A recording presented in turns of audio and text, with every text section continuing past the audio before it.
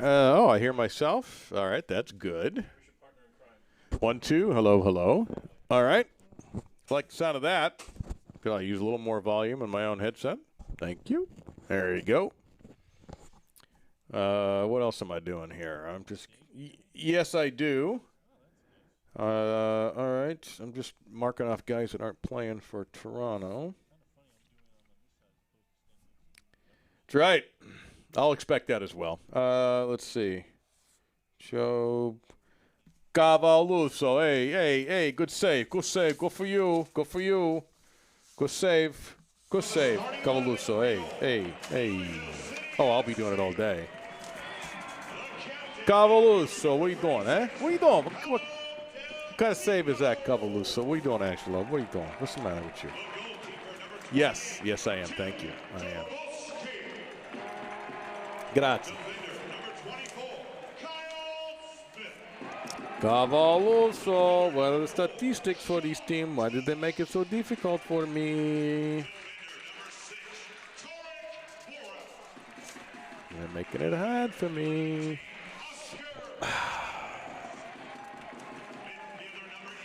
I got 2 goals all year. Who scored them? Who scored the 2 goals? Telfer? Telfer has a goal, and I don't think he's even there. Is he? Him? Telfer? No, Telfer has a goal for Toronto. He's not there. No, he's the sub. I don't know how any of these guys are. Yeah, Telfer has a sub. As a sub, he has a goal, and their other goal scored by Malik Johnson. He's a sub. I saw that goal. No starters with any goals. Malik Johnson's legit. That guy's good. All right, so he's good. He's not good enough to start. For sure. But he's good. All right, so who's not here? Who are my subs? Sub. This is going to be a pain. Paco is a sub. Reynolds is a sub. My old Kentucky home. Are we going to the races? They went this week. Did you see that? Okay, no. Oh, no. They went to how do you pronounce it? Keeneland? Yeah, Keeneland. Keeneland. They went to Keeneland. Louisville City went to Keeneland this week. Oh, okay. Because one of the sales are? Their owners is one. Their owner owns horses. Gotcha. He's a rich guy in Louisville. He's a rich guy. All right, we're about on here. This is, believe it or not, I'll bring this up on the air. When Howard Schnellenberger first got to Louisville to coach football, this is where they played. Oh, yeah? Yep, in a small baseball stadium. Got room? No, you rolled on. There we go. Now we're good. All right. Same as last show, coming in.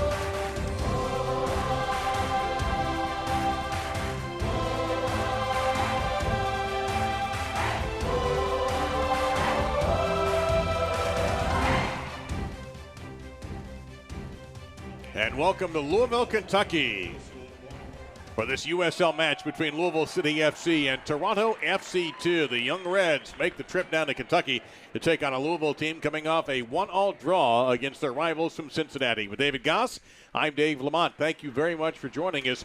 With Toronto, you never know what you're going to get. They're always changing lineups, David, and if you're Louisville, that's got to bother you in a little way. How do you prepare for a team like that? Well, you look at Toronto and you say, it's a team that struggled to score, and therefore their defense and their backline is their key. Angelo Cavaluso has been a shot stopper for them. He's had to be. And if you're Louisville, you say to your players, it doesn't matter who's out there. We need to attack. We need to create opportunities. Cavaluso will try and stop as much as he can, but it's going to be tough because a guy named George Davis IV is on the other side, and he is on a tear. 3 goals already this season for Louisville. He's back in the state that he played in college. He loves playing on this team. He'll play out on that left wing, but he'll have opportunities to float in. Him and Brian Ownby are the threats down the side, and then you've got some great ball-playing midfielders in the middle who will set up Davis IV.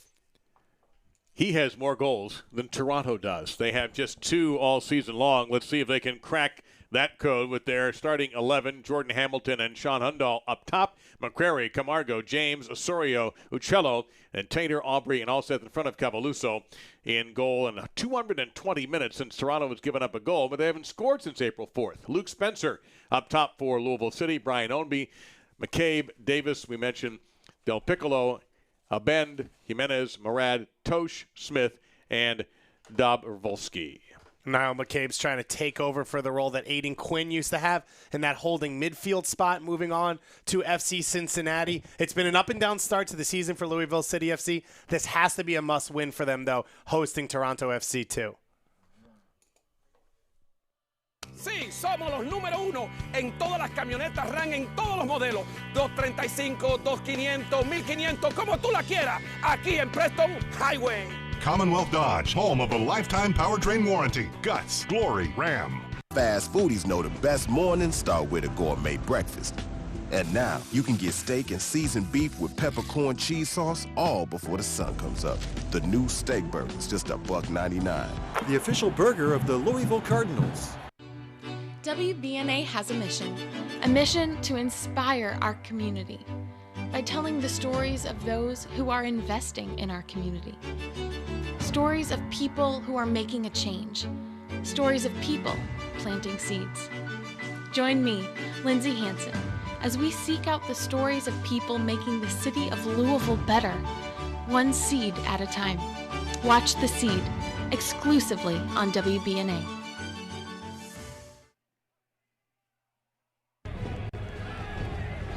Louisville City FC on WBNA 21 is sponsored in part by Commonwealth Dodge, the Tri-State's #1 Dodge Ram dealer, home of a lifetime powertrain warranty. Guts, glory, Ram. There's a new TV show here in Louisville you need to check out. It's Hey Kentucky. But you know the NCAA, they're going to make some, it's going to be like an Abraham Isaac sacrifice. Hey Kentucky, we are here in Nashville at the George Jones Museum with the possum and some people behind us, and we're going to talk about the UK game.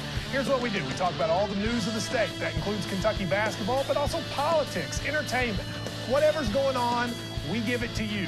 10 o'clock every night, WBNA, Channel 21. Escúchame, familia. Con este maquinón podrás aprobar un buen sazón. Tenemos todos los modelos de este año 2017 aquí en Commonwealth Dodge en Preston Highway. Commonwealth Dodge, home of a lifetime powertrain warranty. Guts, glory, Ram. All right, let's hope the weather holds. There's been some talk of threatening weather down the road here in Louisville, but right now it looks absolutely beautiful on the pitch here at Slugger Field. And you take a look at the home squad right there in the purple. Can they do what teams have not been able to do very often? Toronto games are interesting in their own way. Can anybody get a goal, including Toronto?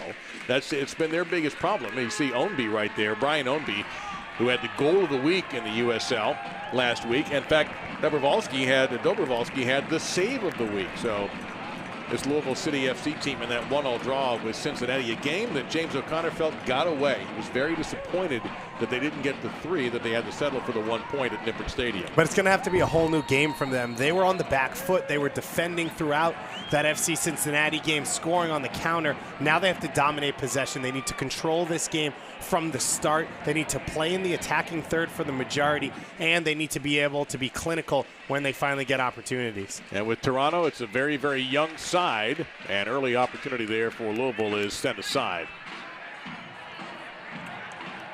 But stingy defensively, yes.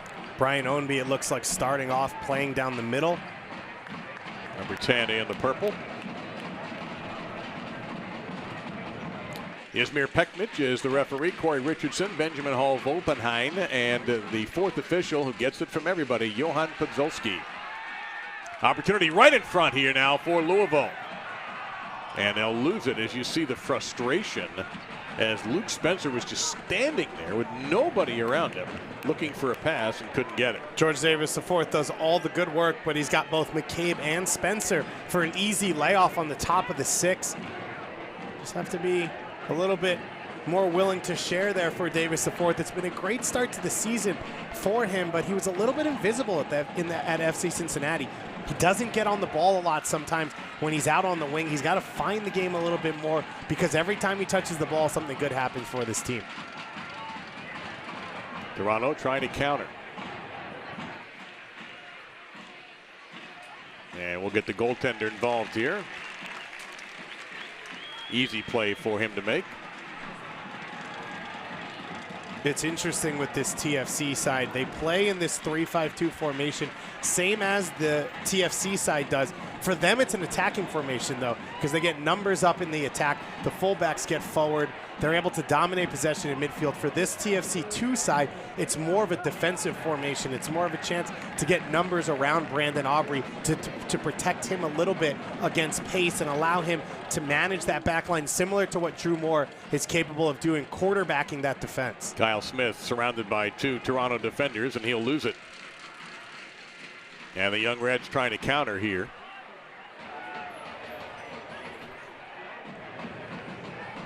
Hamilton 22 is one to watch. Right now it's Ownby. Towards Spencer, just too strong off Spencer's foot, and it'll be a throw-in for Toronto FC2. So many teams in this United Soccer League with MLS affiliations. And that's where you hear about, it's not like, High Lie when you used to have Sergio II, or Pro Wrestling when you had Mr. Wrestling 2. This is the way it is for these developmental squads. For TFC2, it's different, as well as Vancouver, than other teams in this league, as you see Camargo with a great run, because a lot of players don't need to maintain college eligibility. And so you see younger players more consistently play for the Canadian sides than for the American sides. And it's a chance for them to blood themselves and then go to college a lot of the times. They don't have to do the loans like you have to do, keeping it simple, not as many games for the American sides. So it changes the way they handle this team.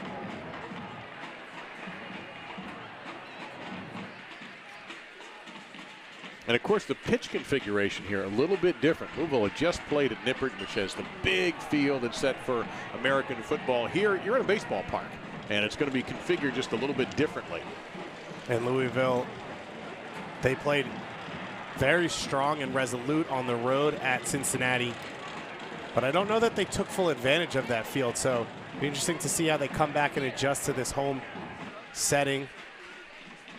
They're not a team that really uses a lot of space to pass the ball around. They like to get in one-on-one situations with Ownby, with McCabe, and with Davis IV and take guys on. Luke Spencer gets the start up top this week. He's more of a physical target forward than a Cameron Lancaster who floats in and out. We saw him with a delightful chip here at home to finish off that game. He's more of your sneaky finisher up top. Luke Spencer is a guy who you're just going to bang the ball up off of and try and run off of him with Ownby and Davis IV. A good ball through here, an opportunity, and sent back by the Toronto defense. Some good creativity, but it just couldn't last, trying to squeeze it in there to Hamilton, and it didn't quite work. And the other thing to note with this 3-5-2 is it's just awkward for teams at the start. You just haven't played against it a lot. It's the same as when you play against 4-4-2s nowadays, and you're not used to playing against 2 forwards. It takes some time to adjust, no matter how many times you work on it. There's a steal and a chance here for Louisville. Tried to lay off the pass, and just maybe a miscommunication with McCabe trying to hit Davis, and it didn't work. McCabe had a chance just outside the box and chose to pass it. Yeah, good look from Spencer on the layoff. That pass just an inch too far for Brandon Aubrey. That's one of the question marks around his game, is his speed, his ability to react when he can't read the play beforehand. But I think McCabe should have hit that shot. You've got space like that on the top of the box. Let it go. And you're not going to score against a team that doesn't give up goals if you just don't start cranking opportunities and get them to try to crack a little bit.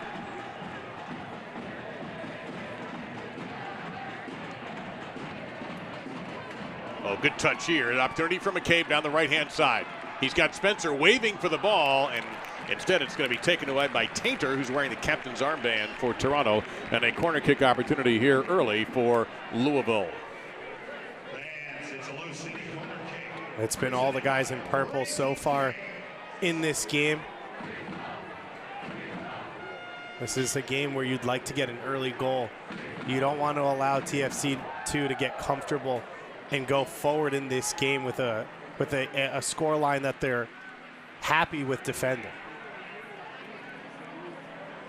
There's the corner. On it.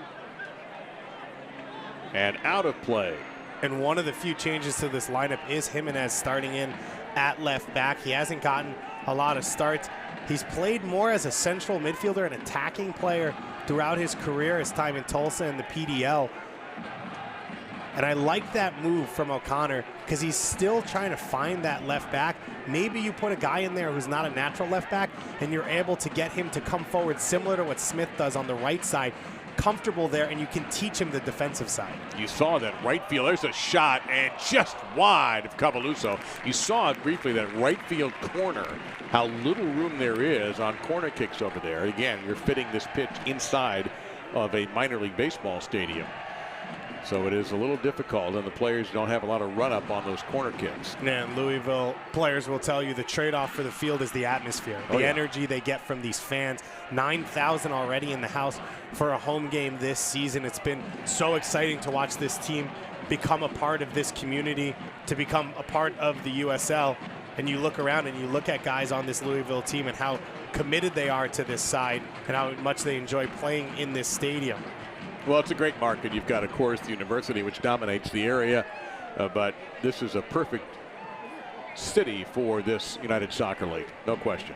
Rich Ballard on this squad this year. He's from about 5 minutes away from this stadium at Indiana University, that soccer powerhouse, and he's making his professional debut this year with his hometown team, which he never thought would be possible. Good high pressure right now. Was that not a handball? I don't know. It was on purpose, and I think the referee lets it play. But good high pressure from Toronto FC, too. Well, they've done that several times. 64 Hundal and 22 Hamilton providing that, particularly that little bit of forechecking. And now, from right around home plate, you're going to get a corner kick. And now here, you have a lot more room to work. In fact, it is pretty much home plate, the batter's box. And Jordan Hamilton's a guy to watch in this game. I think maybe the most talented player on the field for TFC2, a guy who should be getting minutes for TFC. He's scored goals in MLS already, Canadian international. He needs to get some stuff done. Headed away by the back line for Louisville, but not all the way out.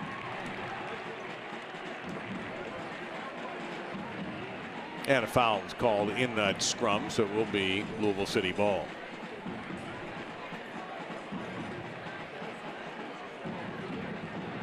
So just for giggles, did he touch this with his hand?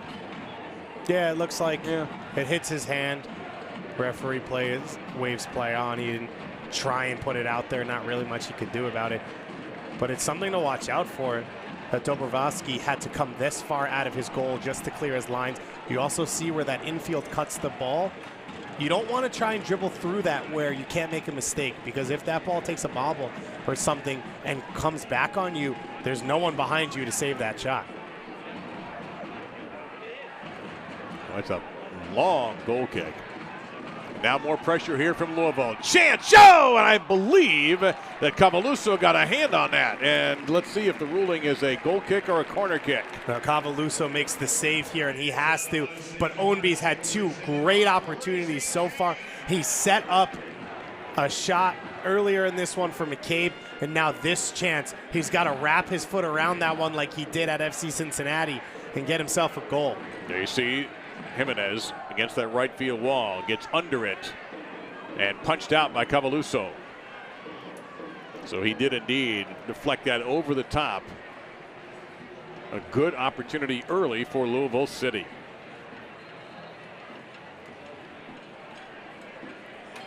Louisville's been aggressive so far. Ownby getting the start down the middle, which I was a little surprised to see because of how well he's played on the wing, but it's just allowed him to get more touches, and I love that from Coach O'Connor. He sees a guy being aggressive on the wing, playing well, bring him in field, get him on the ball more, and now McCabe a chance to go one-on-one and get some confidence. And right at Cavaluso is McCabe. Looks like he might have been trying to cross that, and just was too close to the goalkeeper.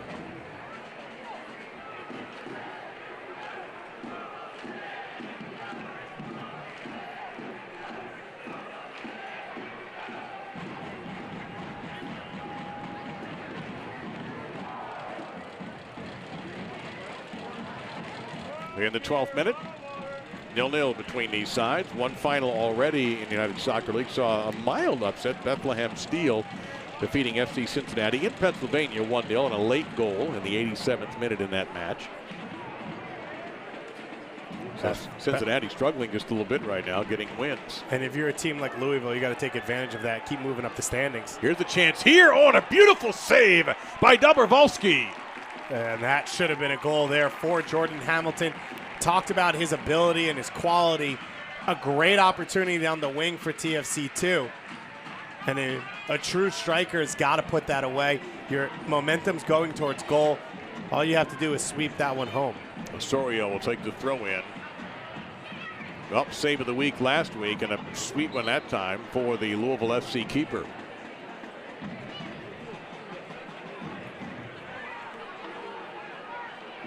So Toronto getting some early chances. This is a team that has not scored in 2 games. They only have 2 goals all season. And there's quality in this team. A lot of young players who have flair, who have the ability to make some things happen. Here's a chance here and a rip, but that's just way wide. Not even really threatening the keeper that time. I think our producer, Andrew Firestein, said that there's 44 players in the league that have more goals than Toronto, or equal or more goals than Toronto. And you see the chance there. And the rejection as it comes back the other way. The kick save and a beauty by Dobrovolsky.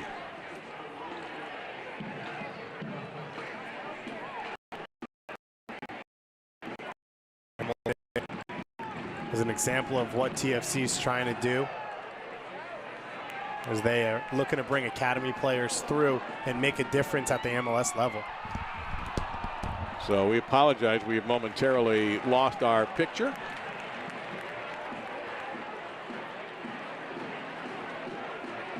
In Louisville. Louisville City and Toronto FC 2, 0-0 on the United Soccer League. Toronto with 1 victory on the season. And Louisville has not lost in 5 matches. They have 3 victories and 2 draws. And James O'Connor's talked about what this team is in the league, and they saw a few players go to FC Cincinnati, and he talked about the money and the finances. When Louisville came into the league, they were the hot, exciting team. FC Cincinnati's come in, crowd's a little bit bigger, stadium a little bit bigger, but I like the moves he's made for this team. He's brought in some USL guys. Sean Tosh is a guy who is strong for Rochester that you bring in. You make yourself more defensive maybe, but you make yourself more solid.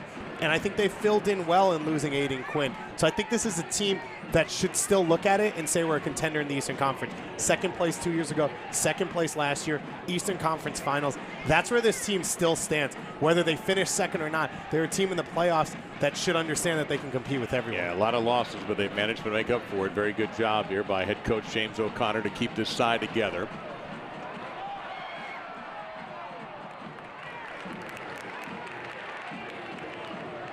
And for Toronto FC 2. Jason Bent is the coach.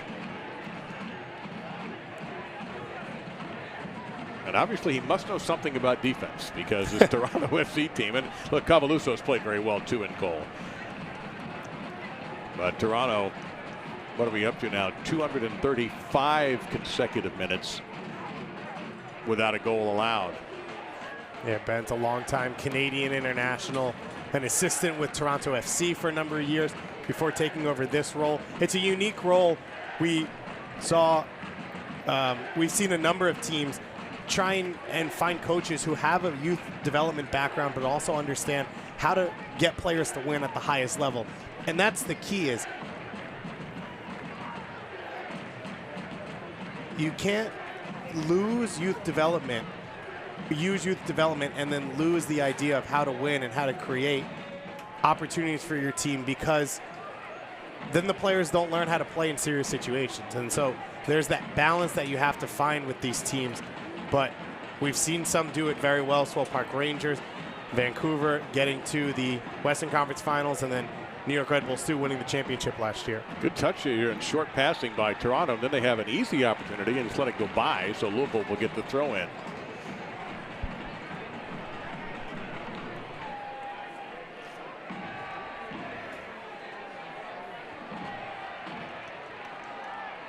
Trying to counterattack, and Louisville's got numbers. It's 4-on-4 right now. Taken down cleanly. Referee staring right at it, no call. Huge tackle, sliding there. Trying to see for that back line who made that tackle, if it was Aubrey or not, being able to recover. So but Luke Spencer explodes up the line. And Louisville will just hit the reset button and try again. But Spencer had a great chance there, and Ownby also with an inspired run as well. Tainter and Aubrey on that back line. Both bring some size and experience to this young TFC2 squad. You look in that midfield at Osario and Camargo, two homegrown players. Two players that would love to get a crack at that first team. Camargo in his first year. Osario, of course, his older brother, Jonathan Osario, playing up with that MLS side. His younger brother still in the academy. And a takedown just outside the box. And what are the ruling here is either a foul or maybe even a corner kick. Well, they figured that out. We'll remind you that you can stay up to date on the latest USL news and information from around the league by tuning in to USL Coast to Coast with Mike Watts, Mondays at 9 p.m. It's going to be a corner kick, by the way, Eastern on Sirius XM FC Channel 85. And Sirius XM FC will have the USL Game of the Week. Check USLsoccer.com for dates and times. Jimenez with a corner flicked away by Toronto. Jimenez will try again for Louisville City. And he'll pass back out. Going right back into the box. Oh, and a one-time almost. But Toronto hangs on. It'll be a goal kick. Spencer's had a great opening 15 minutes to this one. He stretches out. He gets a touch to this, but he can't redirect it. It's still a great run there from Luke Spencer. He's had 2 or 3 moments in these opening few minutes, proving why he deserves to get the start at center forward in this game after coming off the bench in the last one. Well, George Davis, the fourth, number 22 in purple, is the leading scorer with 3. Spencer does have a goal on the year. Cavaluso. And ball one in the air by Louisville. They'll try again. Spencer with the one touch. Now, this is a beautiful pass through here to Ownby. Ownby breaking free.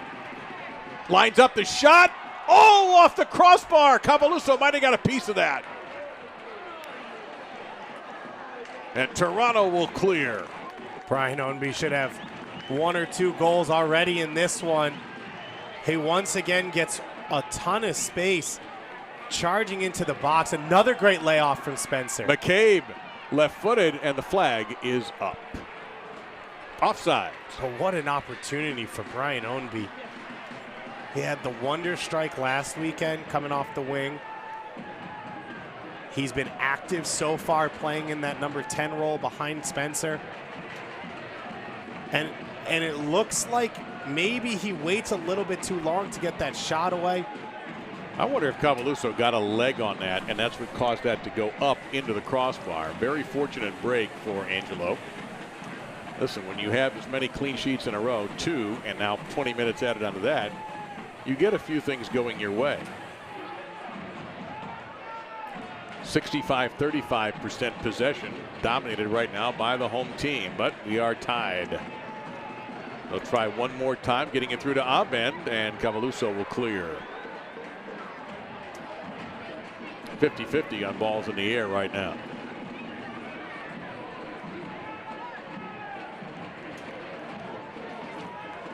Good looking passing here by Louisville.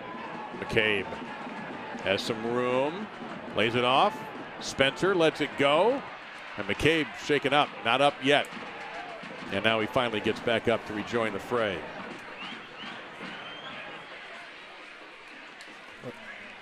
Osario backs it off to Tater. He's the captain's armband. 22 years old, by the way. He is wearing a captain's armband for Toronto FC too. The Young Reds, they're called, and that is pretty accurate. Threatening now, Toronto trying to lay it off for Hamilton, and it didn't work out. But it will belong to Toronto FC 2.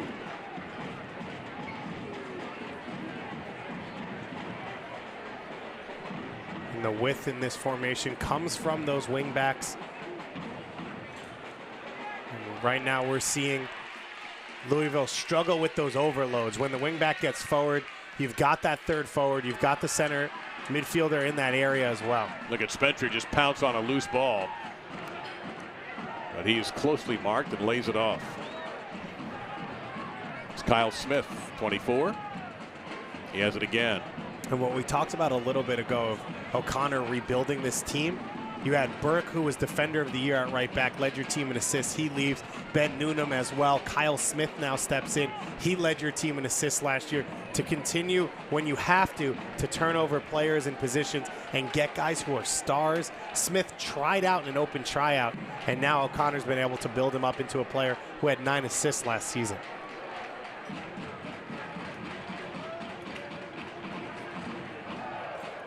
So Hamilton dropped back just a little bit. He has it now. He'll work it back, and Toronto will try to get a coherent attack going. But Louisville has had the possession advantage so far.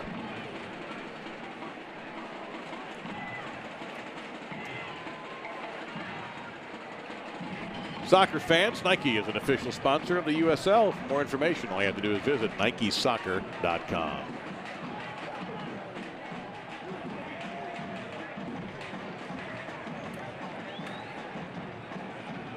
You can hear a lively crowd on hand here at Slugger Field.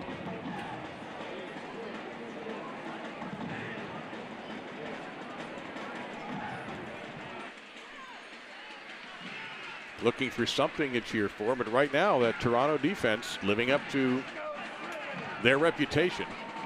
But unfortunately for them, so is their offense. And they've had looks in this game. They have reasons to be confident. I think they've found some openings. Obviously, Hamilton having the best of those looks. But if you're Toronto, maybe you're fortunate right now to still be tied 0-0. Now's a chance to try and settle down, though. Try and close up some of those gaps, especially the ones that Ownby's been able to find off of the layoffs from Luke Spencer. Oh, that's a lovely touch right there. Who will get there first? Oh, it's a beautiful tackle. And this is a player in Jimenez who's not played left back really before in his career. That's a fantastic play. Because if that gets past Jimenez, you can't be sure what's going to happen next. So a very professional tackle there by Oscar Jimenez.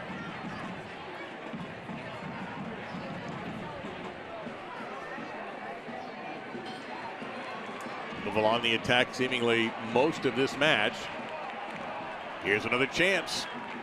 You got Ownby crashing toward the goal, and it's headed away by Tainter.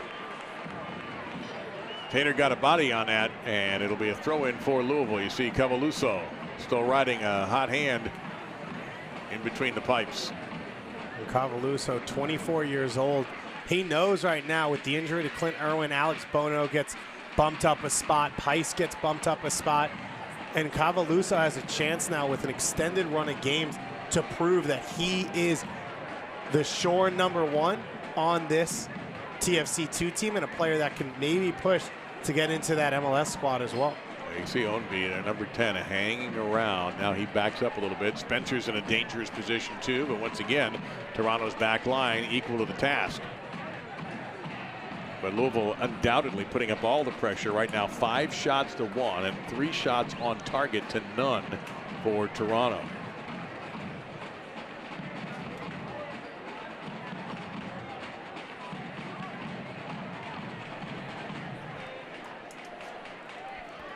Smith lays it off nicely. McCabe. You see Tainter again, but McCabe was able to elude him and maintain possession. Ownby realized he didn't have what he first thought he had, and wisely goes back and will start again. These are the moments Louisville just didn't really have last week against FC Cincinnati to knock it around, that attacking third to control possession a little. They give it away cheaply.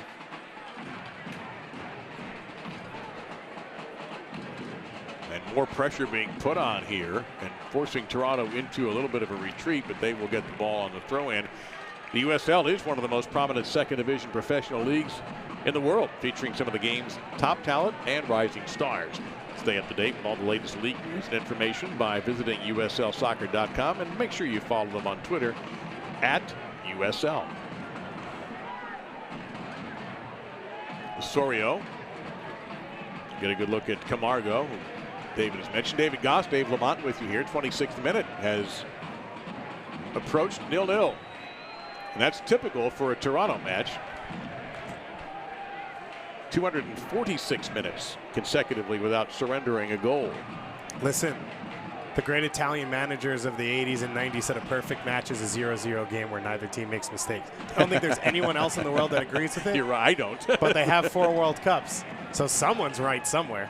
Osorio chips. Header just missed by Hamilton.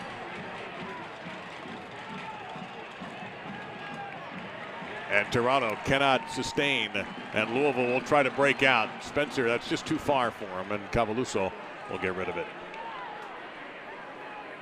Spencer's been dangerous in those moments, though, and Louisville City didn't have that presence at center forward in the last game. Cameron Lancaster didn't give you that. Chandler Hoffman, of course, did. Matt Fondy, of course, did. He lost 2 of the leading goal scorers each year the last 2 years, and it looked like maybe you have to change the way you play. But Luke Spencer, coming into this game, the way he's played, very similar to the way those two's played, has true center forwards that could make those runs into the channel and finish off opportunities. Now Spencer's got to prove he could score the goals. Louisville City trying to take advantage of the offense they've had in control so far. Spencer looking for McCabe, and wisely put that in Cincinnati right there, that kick. Clean footwork, though, down that end line. To beat the first defender, it looked like Aubrey with the clearance afterwards. George Davis IV, not sure if it's a corner kick or not. You got to say, Cavaluso, not a lot of size for a goalkeeper. No. No, he is 5'9" and listed at 148. Canadian native from Hamilton. So we'll see how he's able to manage all the big bodies now that come forward as Tosh comes up the field. You've got a bend in the box as well. A lot of size for him to deal with now. Jimenez, corner kick specialist for Louisville City. Tosh, number 4, keep an eye on him right there at the top of the box.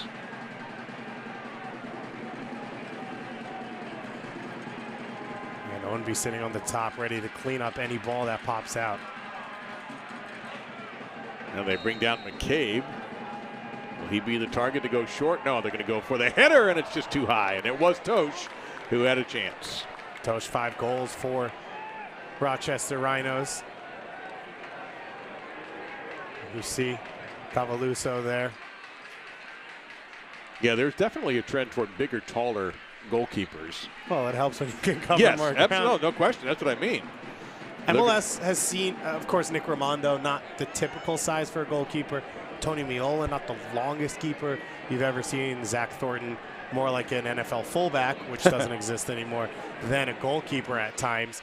But I've not seen, you know, a player of that build in that position normally. And, you know, the goalkeeper positions become more active. You have to be better with your feet.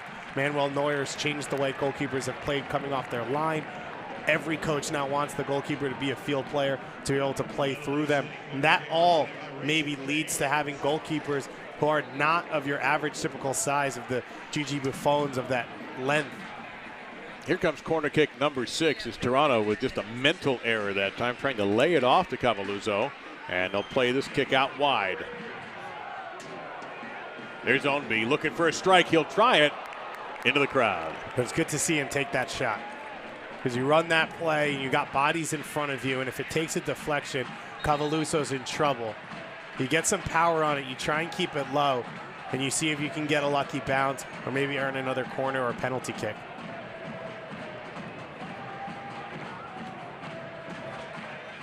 So in the 31st minute,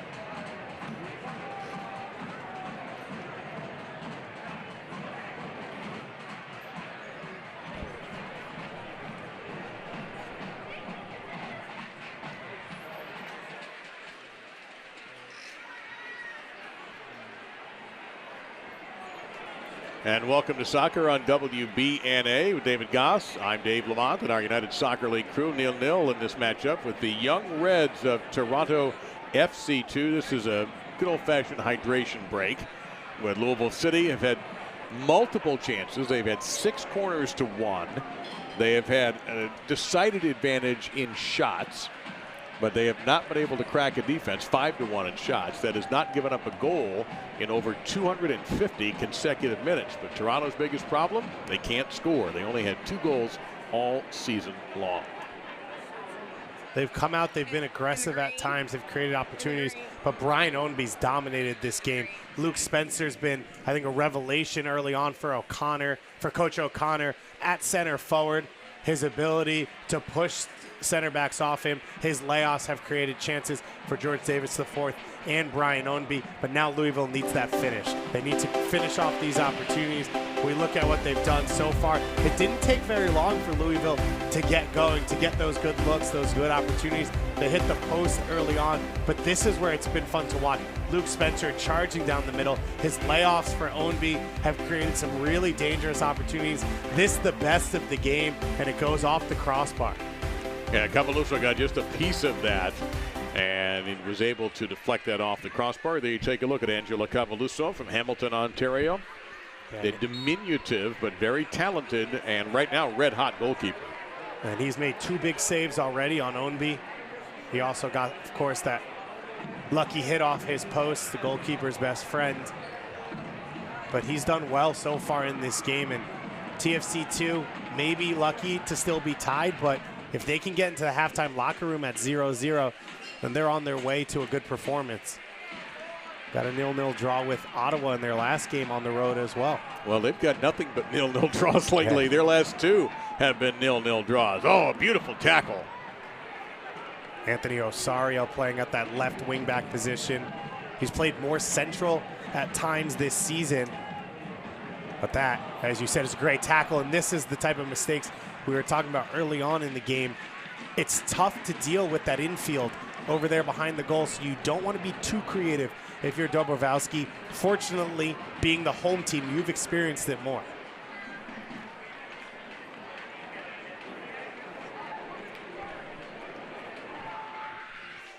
Warm evening, and that's where you had the hydration break. Temperatures in the mid-80s under mostly cloudy skies.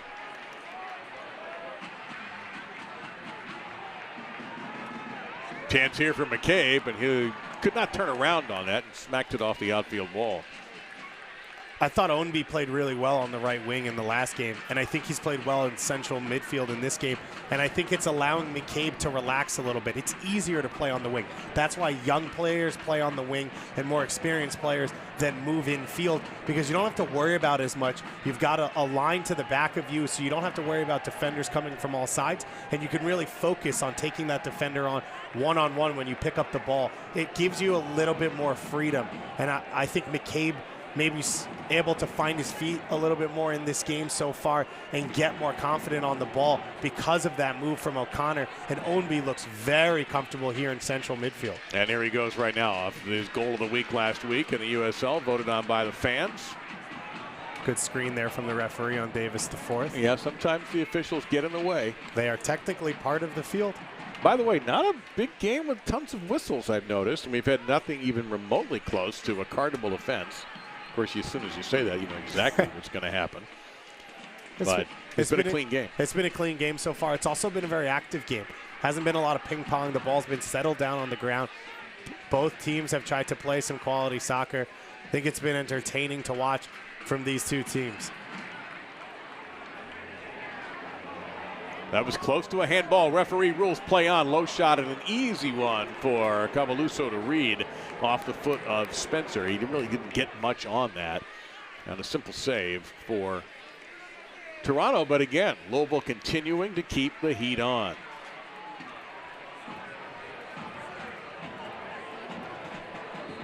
And a whistle there, and there is a foul against Toronto. Fans, stay up to date on the latest USL news and information from around the league by tuning in to USL Coast to Coast with Mike Watts.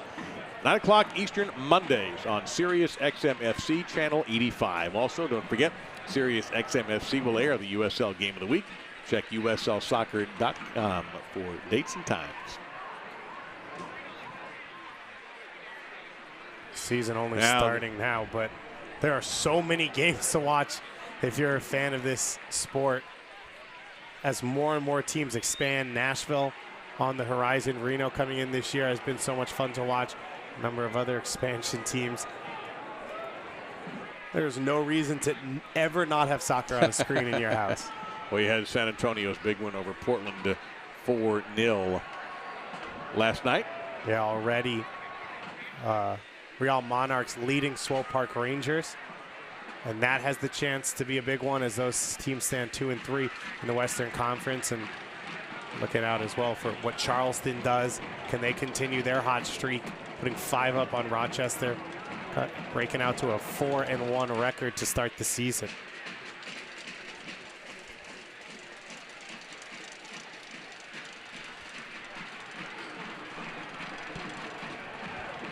Take a look at Cavaluso. Shots, Louisville City. This is very indicative of what's happened so far. Toronto has had not a lot of pressure on Dobrovolsky. Louisville City has been putting a lot of pressure on Toronto as we check to make sure that the Toronto FC player is all right. Foul called against, but not a cardable offense against Louisville City. So the statistics, sometimes they don't bear up when you're watching any kind of athletic contest, but here these statistics are accurate. Time of possession, all of this stuff favors Louisville City, except we're still drawn 0-0. And Toronto the one shot, but it was a dangerous one on that cutback to Hamilton. And if Toronto can nick one against the run of play, as you said, they're a team that specializes in keeping shutouts. So they're not a team that you want to give a lead. Easy play for the goalie to make for the home squad. Another good crowd on hand here at Slugger Field. Yeah, I've been impressed by Jimenez, though, at left back. He's come into this starting lineup. Tariq Murad started there in the last game. He slides back into center back for this one where he's more comfortable. Jimenez hasn't gotten forward as much as Smith has, which I think is the next part of it. Maybe trying to focus defensively as he settles in to the starting lineup. But we know he has the ability to get forward. He's played as a number 10 throughout his career. Have not seen a lot on the offensive end from Davis yet. Number 22, leading scorer for Louisville City with 3 goals. And that's one of the things that I think stood out to me, especially in their last game against FC Cincinnati, is how he disappears in games. And when you play on the wing, if the ball's not coming towards you, if your team's not looking that way, that will be a result of it. But he's got to find the game a little bit more. And teams are going to try and get him out of it. He's the second all-time leading scorer in USL history. He was a star for the Richmond Kickers. He's been a star for the last 2 seasons for this side as well. And he was the intended target there, but an easy move for Cavaluso. Remind you, soccer fans, Nike is an official sponsor of the USL. For information, go to NikeSoccer.com. Well, that's a blast by Cavaluso. All the way goalie to goalie action. And you don't even have to pay extra for that. No, that's a freebie, courtesy of United Soccer League, and you're welcome. Spencer not able to keep that one in, but he continues to be a threat in this half. And He's a threat when he doesn't have numbers around him, which is huge for a team because it gives them time to get up the field, to transition from defense to offense. And he's playing against this 3-man back line, but it is really a 5-man back line. So at all times he's surrounded, and he's still been effective.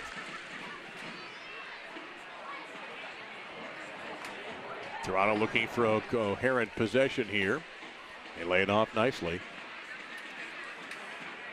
Hamilton, number 22, kind of hanging back here before he's trying to jog into position inside the box, as he does now. And Toronto has a position here for a throw-in what would be short left field. It looks like McCrary doing work out there on that far side. He's been good all game. Another chance to get to the end line. Hamilton was the target there. It's going to be knocked away. And here comes a corner kick for Toronto. And Toronto's gotten to that end line on that far left side 3 times already in this first half. I mentioned Jimenez new to that position, getting overloaded a couple times and getting lost. But TFC yet to be able to take advantage. Ryan James will handle the corner.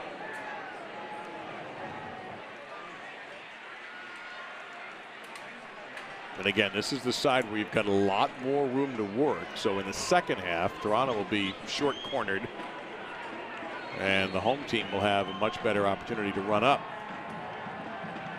Coming out of the box, headed away nicely by the Louisville back line. And neither of those balls beat the first man. And that, I understand maybe on the initial corner you're trying to flick it on from that near post, but that second ball, you have time. You can pick your head up a good angle up towards the top of that 18 area. You got to put a better pass in. Yeah, Jimenez got rid of it the first time. It'll be another throw-in for Toronto now. And this is the most time they have spent down on the Louisville end, consecutive minutes in a while. Maybe the entire match so far. That'll be another corner coming up, I believe. Yes, it will be. So Toronto will threaten again. See if James takes it one more time. So a little bit of a letdown for Louisville City in the 42nd minute. The most we've seen Camargo get on the ball in this entire first half, and they're able to earn 2 corner kicks out of it. It'll be James again. Get a little height under this ball. Give your teammates a chance to attack it in the air.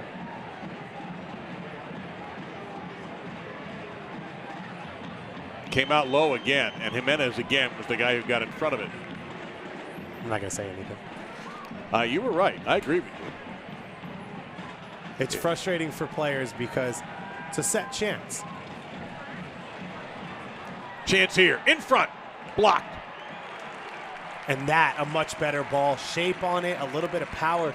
Brandon Aubrey with that first touch, he tries to volley it. He's got those long legs, but he played central midfield in college. He's a ball-playing center back to the truest sense. A man who took 3 years at center midfield, took set pieces for Notre Dame before moving to center back. You could see that touch and composure from him there. Just not enough space to get the shot away.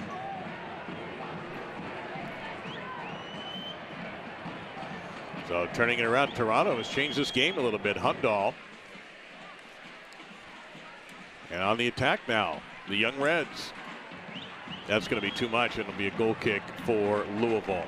Remind you that the USL is one of the most prominent second division professional leagues in the world, featuring some of the game's top talent and rising stars.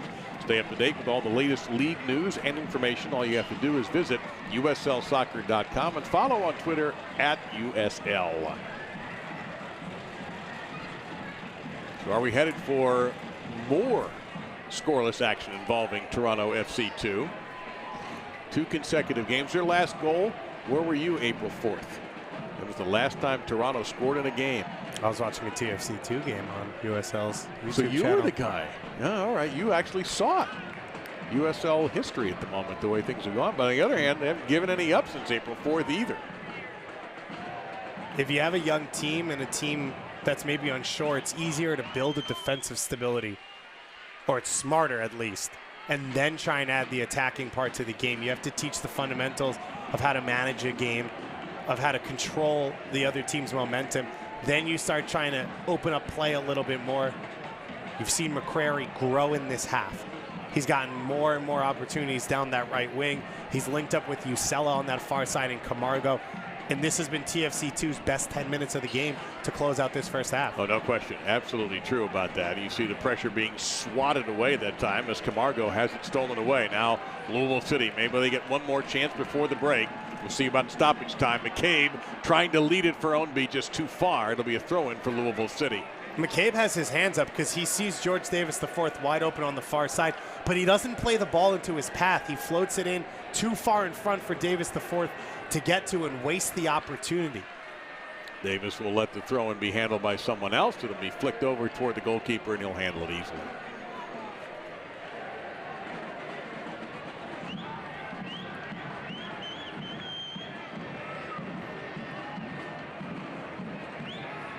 He doesn't want anybody down there but himself, and he certainly doesn't want Ownby hanging around much longer. And we've already seen Cavaluso go end-to-end, and he does it again. Yeah, and that's a waste for your team. 2 minutes. You lose possession for no reason. You got to put that in an area where a teammate can at least challenge it. We have about 90 seconds or so left of stoppage time.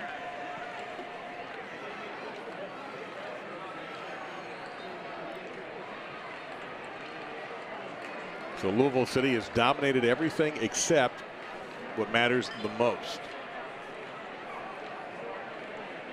We've had no substitutions in this opening half either. That ball will belong to Louisville City, and a little shaken, or is that just a tied shoe issue? I think coming into the second half, you're going to hear Coach O'Connor talk to his team. They're going to try and play out of Luke Spencer's feet a little bit more, try and maybe get McCabe and Davis IV closer to him so they have more numbers in that area. Gaia Bend in that midfield area alongside De Piccolo. They've kind of been bypassed, and so if you're going to play long ball, you got to play off of Spencer a little bit more, not have his flick-ons go to waste, or only have one option in Ownby. And on the flip side for TFC2, you got to keep going down that right wing. You've had success with McCrary and Usella down that right side. You've gotten yourself a few dangerous chances. Keep going there. Usella with a nice little run, lays it off to Osorio. That's definitely a foul. And if I'm Coach Jason Bent, I got to find Jordan Hamilton because I think he's your star player in this one. He's your most talented player, a center forward, and we've only said his name about twice. Well, you know what? There's not a player on the pitch for Toronto that has a goal this season. Their substitutes have the goal. So Hamilton hasn't scored. Hundal hasn't scored. Here's an opportunity, and it's going to be wasted. Goes over everybody's head, and will be a goal kick. We might even get the whistle here. And now we do. So Toronto, counting stoppage time, 267 consecutive minutes without a goal surrendered. Louisville FC, the latest team to run into that difficult Young Reds defense. They dominate in statistics and possession and shots and in corners, but we are 0-0 at the half, and Louisville City will take you through with some of the numbers and some of the highlights and a whole lot more. And halftime continuing here. Louisville City 0, Toronto FC 2-0.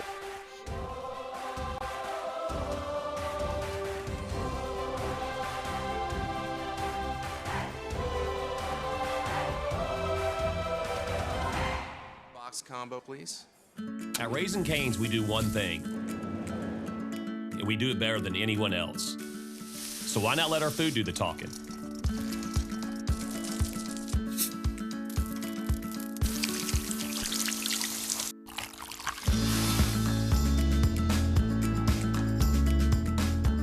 Love in the window. Raising Cane's, only the best chicken finger meals. One love. Pizza, beer, sports. A great combination. Join other sports fans at Boomba's Pizza and Tap House in Louisville, where you'll find what Food Network says is the best pizza in Kentucky. Incredible game day and social hour specials starting at just $2. With an award-winning menu and one of city's best local craft beer list. Just one bite, and we know you'll love it so much, you'll come back time and time again at Boomba's Pizza and Tap House, your social sports destination. When my hair is too long, I don't feel right. But when I get a cut, I'm me again, only better. My tattoo gets feistier. My crazy eye snaps to attention. I become my own Wi-Fi hotspot. I just downloaded the entire internet. And trust falls? They don't even scare me anymore. That pomade really broke my fall. Get in, get out, back to greatness. Download the online check-in app. Great clips. It's gonna be great. The heat is hot. You should have some adult beverages when you go with the heat. We come here pretty much every Friday now. We've been here several times and we love it. Everything is fantastic, sides and all. Chicken and waffles, it's excellent. It's the best place you can get it. It's so hot, you actually get a buzz from eating this. You come get takeout that tastes like something you cook at home. That's what keeps me coming back. Sí, somos los número uno en todas las camionetas RAM, en todos los modelos. 235, 2500, 1500, como tú la quieras. Aquí en Preston Highway. Commonwealth Dodge, home of a lifetime powertrain warranty. Guts, glory, Ram. Fast foodies know the best mornings start with a gourmet breakfast. And now you can get steak and seasoned beef with peppercorn cheese sauce all before the sun comes up. The new steak burger is just $1.99. The official burger of the Louisville Cardinals. WBNA has a mission to inspire our community by telling the stories of those who are investing in our community. Stories of people who are making a change. Stories of people planting seeds. Join me, Lindsay Hansen, as we seek out the stories of people making the city of Louisville better, one seed at a time. Watch The Seed, exclusively on WBNA. There is our score at the half, 0-0 Louisville City and Toronto FC 2. Big news in the USL, the return of Didier Drogba, a homecoming in Phoenix.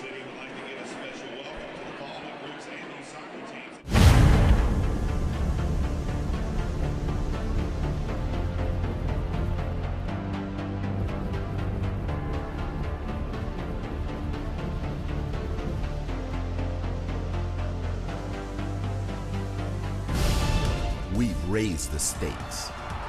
Expectations are high. Our biggest season yet will break records with elite players and future stars. Innovative technology and new homes. We're growing the game in our communities and across the nation. Are you ready?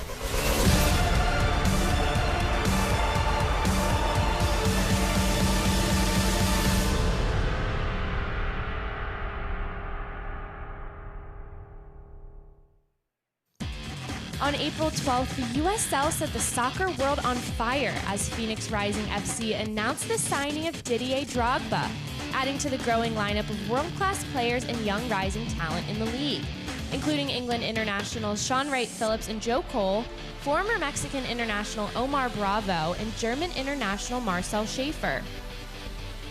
The announcement set off a whirlwind of activity for the former Ivory Coast international, known simply as the King. First, hundreds of Phoenix Rising FC faithful packed the Phoenix airport in hopes of catching a glimpse of the global star, giving their newest addition a world-class welcome. And he did not disappoint. Didier posed with the Rising FC scarf and took time to shake hands and snap selfies with his newest supporters. The drums were out in full force, filling the airport with chants and songs of La Fury of Roja 1881 and Bandidos, the club's recognized supporter groups. Then, late Sunday night, Didier was formally introduced to a packed house during halftime of the Phoenix Rising FC and Swope Park Rangers match. Joined at midfield by dozens of local youth soccer players, all clamoring for his photo and shaking his hand, Didier was introduced by club governor Burke Bakay and presented with his new number 11 Phoenix Rising jersey.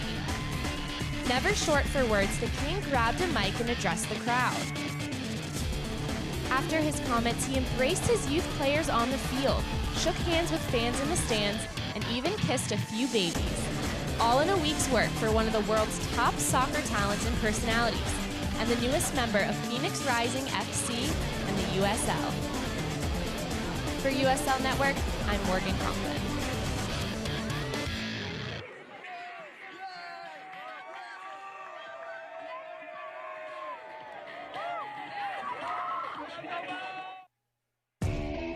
We built the USL into the largest Division II professional soccer league in the world.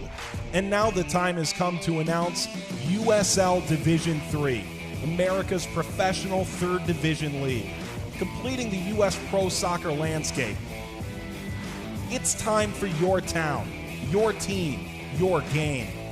D3 will fuel local pride and local passion, creating a new legacy for the beautiful game and inspiring its tribal following across the country.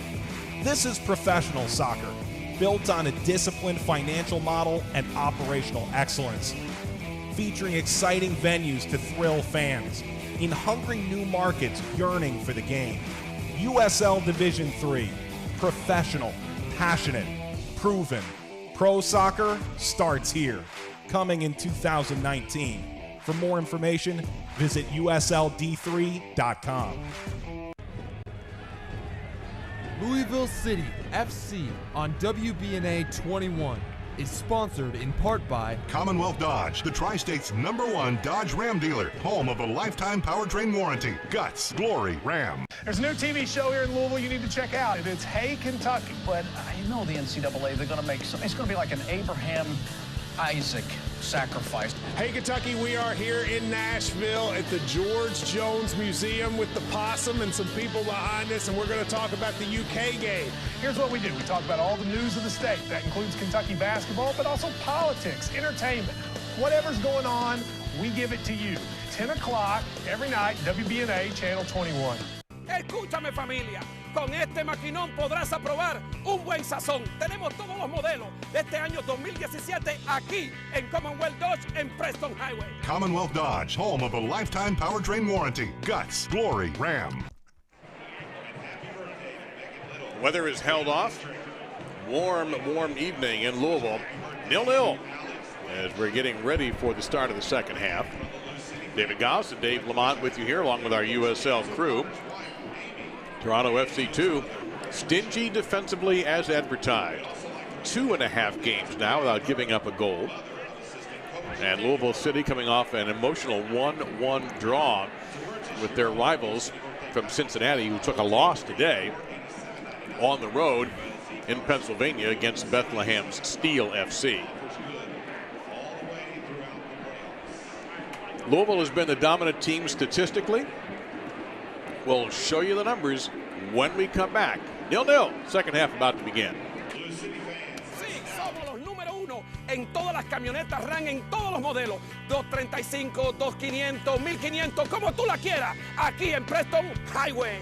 Commonwealth Dodge, home of a lifetime powertrain warranty. Guts, glory, Ram. The best nights turn into mornings. And fast foodies know the best mornings start with a gourmet breakfast.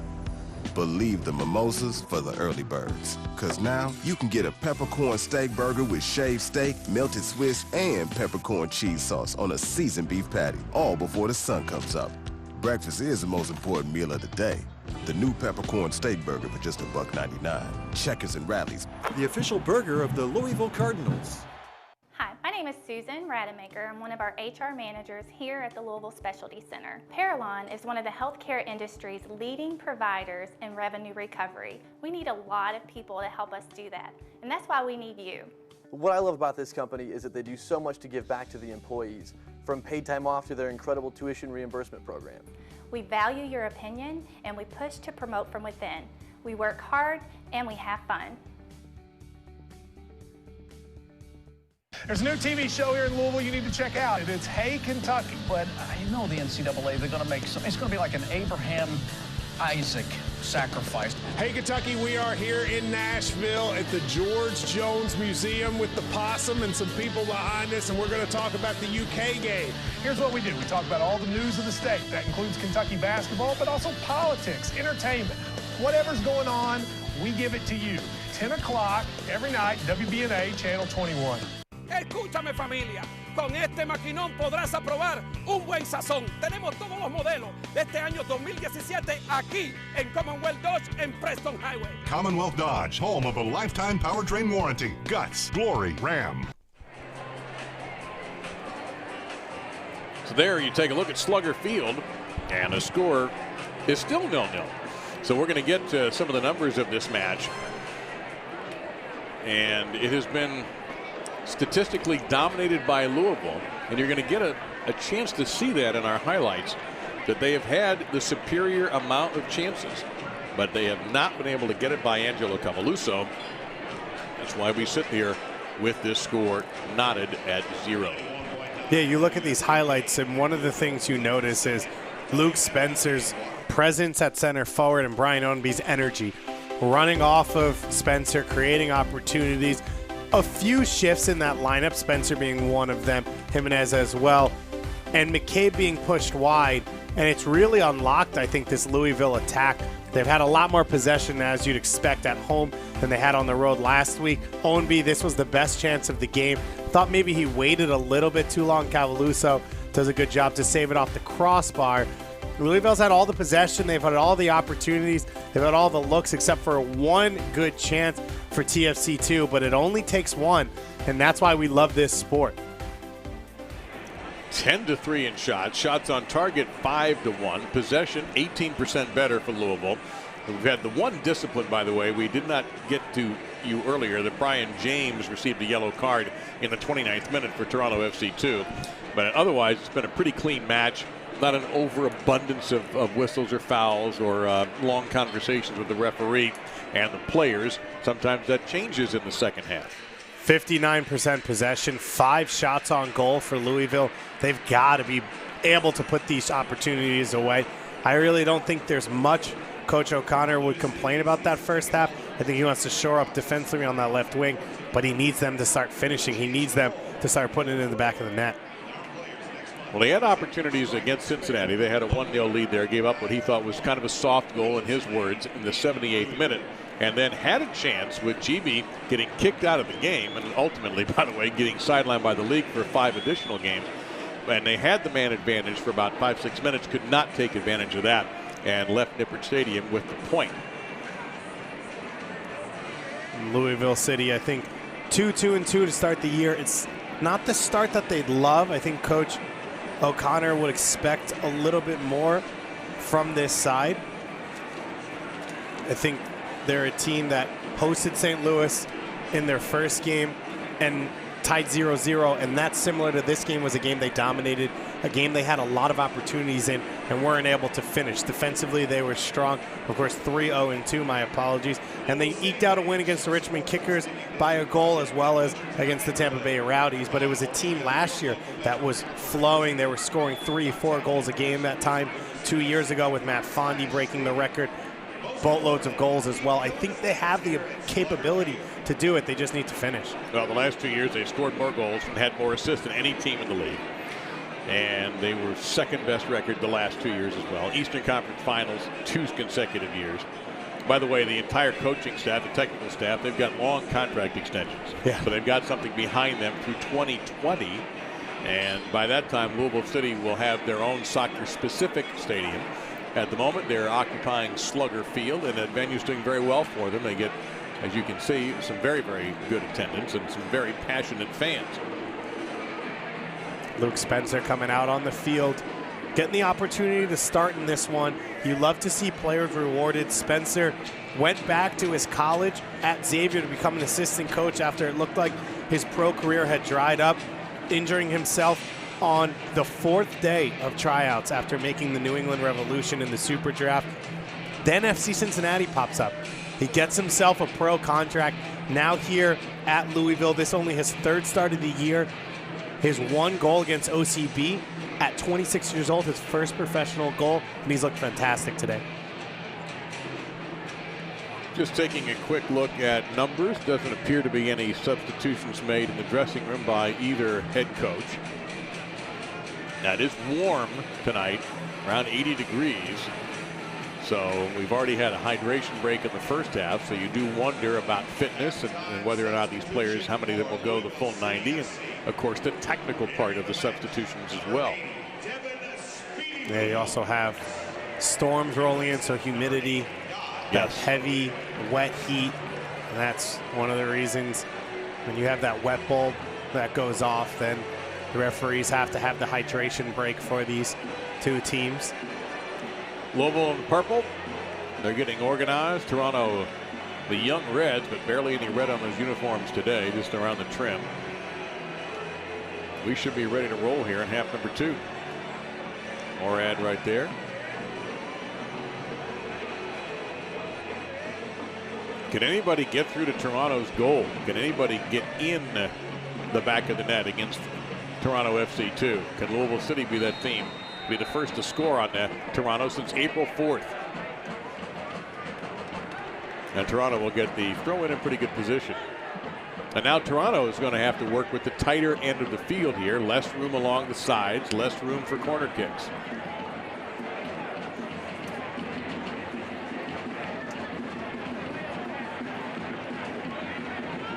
This is one of the tighter alignments in USL, which can make for a little bit more of a bandbox, a little bit more of an exciting game, and more offensive minded. We certainly have had excitement, but as you already know, we are lacking goals. I thought Camargo grew into that first half at that attacking midfield role for this TFC2 squad, similar to what we're seeing Victor Vasquez grow into with that first team. Probably his best performance of the year last night in that win. Being able to be mobile from that position, switch the field when you want to with that big switch without turning your head, but also the ability to run out of that central area and find the game on the right and left wing. Just laying it off, trying to get in. Opportunity for Louisville is turned aside by the Toronto defense. Calmly handled there by Alseth. And a throw in for Louisville. McCabe will lay it off for Jimenez.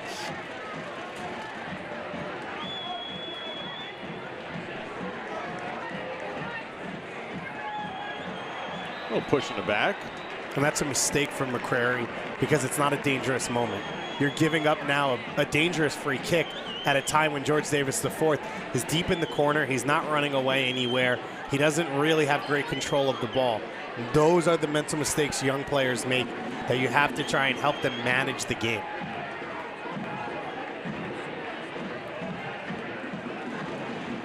Jimenez will have the opportunity to put this in a dangerous position for Louisville.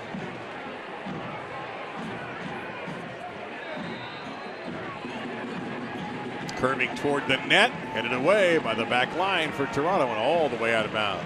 Yeah, if you're going to put a ball in, it's best to try and avoid Brandon Aubrey if you can, standing at about 6'5" there at center back. He's also got Tainer and Alseth next to him, a lot of size, so it's tough if you put that right into the teeth of the defense. And Toronto clears. And no one upfield for TFC2. The first half, they were all hands on deck defending the opening 15 minutes. I'd expect them to come out like that here in these opening 10 minutes. I think you worry more about giving up a goal than trying to catch Louisville off guard. Throw in for the visitors.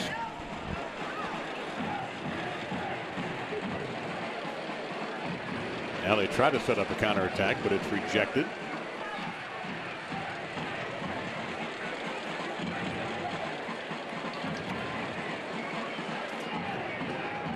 And it'll be interesting to see if this trend continues where it's a scoreless game, a 0-0 game. This 0-0 is a score. How the substitutions will play out and how aggressive both sides will be. And we have to mention Cameron Lancaster not on the bench for Louisville. And so you look at their bench right now and there's not a lot of dangerous attacking options. Ballard's on the bench and Illich as well. And Speedy Williams, number 80, we now learn is a substitution for Louisville City, replacing Aben. Kai Ben coming back from injury. This just his second start. And with this heat, maybe you don't want to take a risk of having him get another injury. I do have to mention that in my last opportunity, came through Maccabi Netanyahu Academy. They got promoted yesterday to the first division in Israel. All right. Shout out to Netanya. But Speedy Williams is another player who's dealing with injuries, so it's something else to watch out for. I love the way Speedy Williams plays. He was part of the Red Bulls 2 system for the last 2 years. He's got a great ability to see the field, to switch the field. He's a calm presence on the ball deep in midfield and does well defensively as well. And you saw Speedy get ahead on that, so keep an eye out for him for Louisville City. Turn on a shot! And Cavaluso equal to the task. And a sudden strike that time with the left foot. And Luke Spencer coming out in this second half the same way he's played throughout that first half. He gets this ball to settle. He's got time and space, puts his left foot through it. He hits it cleanly, but not enough movement to get it either side of the goalkeeper. Well, we've seen several times that Angelo Cavaluso can reach the other end with his punts.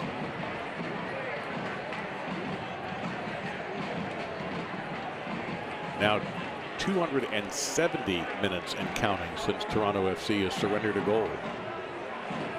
Toronto FC 2. And I think it's smart for this team that you have a lot of players coming in and out, a lot of players in their first heavy minutes professionally, to build smart defensively and put yourself in a situation where you're getting results, you're in games, and then you try and find openings to take advantage. Can you take risks in moments? Can you find 5 or 10 minutes in a phase of the game where you push numbers forward? Chance here now for Louisville, and it's turned aside rather neatly. Now another opportunity down in the box. 2 players for Louisville City down in the box. No call, and we play on. Well, it was a mess from the beginning for TFC, too. It looked like one defender cleared it off his teammate into the middle of the box. Davis IV goes down, as did DePiccolo. Now look, again, an opportunity. Oh, Cavaluso! Good for you. What a save as Spencer had a chance right in front. And I don't know if Spencer gets a touch to it. He's reaching as much as he can. Great shape to this cross. It dips in a dangerous area. And Cavaluso has to read it through that attacking player. Not sure if Spencer's going to touch it or not, and then has very little time to react. And nobody there to clean up the rebound there, as Spencer had gone down in the effort to try to get that. So unbelievable pressure put on by Louisville City. And if you're Louisville, you can't waste this time. You were dangerous in the opening 15 minutes of the game. You couldn't get one to fall. You can't waste this chance and let TFC2 get comfortable again in this game. And perhaps counterattack. That one too much for Spencer.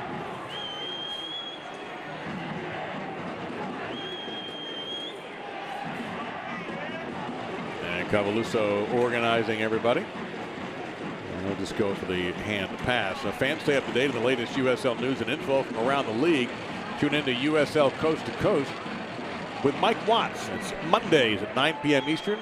Sirius XMFC Channel 85. Also, don't forget, Sirius XMFC will air the USL Game of the Week. Please check USLsoccer.com for dates and times. Now, Toronto got some room to work with here. They lay it off. And a blistering shot, tough save for a fan anyway, from McCrary. I like that shot from McCrary. You get some space on the top of the 18. The ball's coming from left to right, so the goalkeeper is coming across the goal. If you can get your hips right and pull that shot back across the face of goal, you have a chance. And this TFC2 team doesn't get a lot of chances or half chances, so you have to try and take some risks when you can. That's 12-4 in shots now, and here's an opportunity for Ownby. Tried to lay it off, and great anticipation by Tainter to get to that pass before Louisville FC could do anything about it. It'll be a Louisville City throw-in. Good read there from Tainter. It has to be a better ball, though, from Ownby. He sees the pass quick enough. He's just got to have enough shape on that ball so it curls around that defender, allowing McCabe to open up his body and charge in on goal.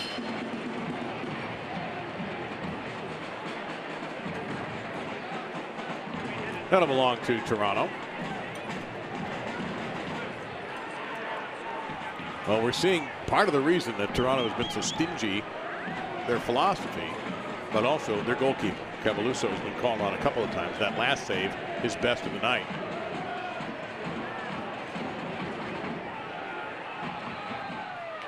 call will go in favor of Toronto. And the fact that that is a debatable point that was his best save shows how good he's been, because he made the save on Hornby in the first half. That's true, the kick save that hit the crossbar, you're right. But that's how big he's been in this game for TFC2. They're sitting on a shutout right now on the road at Louisville, which would be a great result for them. They're able to blank Ottawa in their last one, as you've said, over 270 minutes shut out. Chance here now, inside. Laid off for Hamilton, and it was intercepted. And Hamilton has to at least make a move to get across the face of that first defender. You're making that near post run. Make it hard. Even if you can't get a shot away, maybe you cause a defender to make a mistake. You've got two teammates you know running in behind you as well to take that chance. As a coach, you hate to see that you get a cross on the ground, you've got a forward in the area, and his shoulders are down. He's not making an aggressive play when he hasn't really gotten touches in this game. You've got to be like a dog, ready for any half chance that you get near.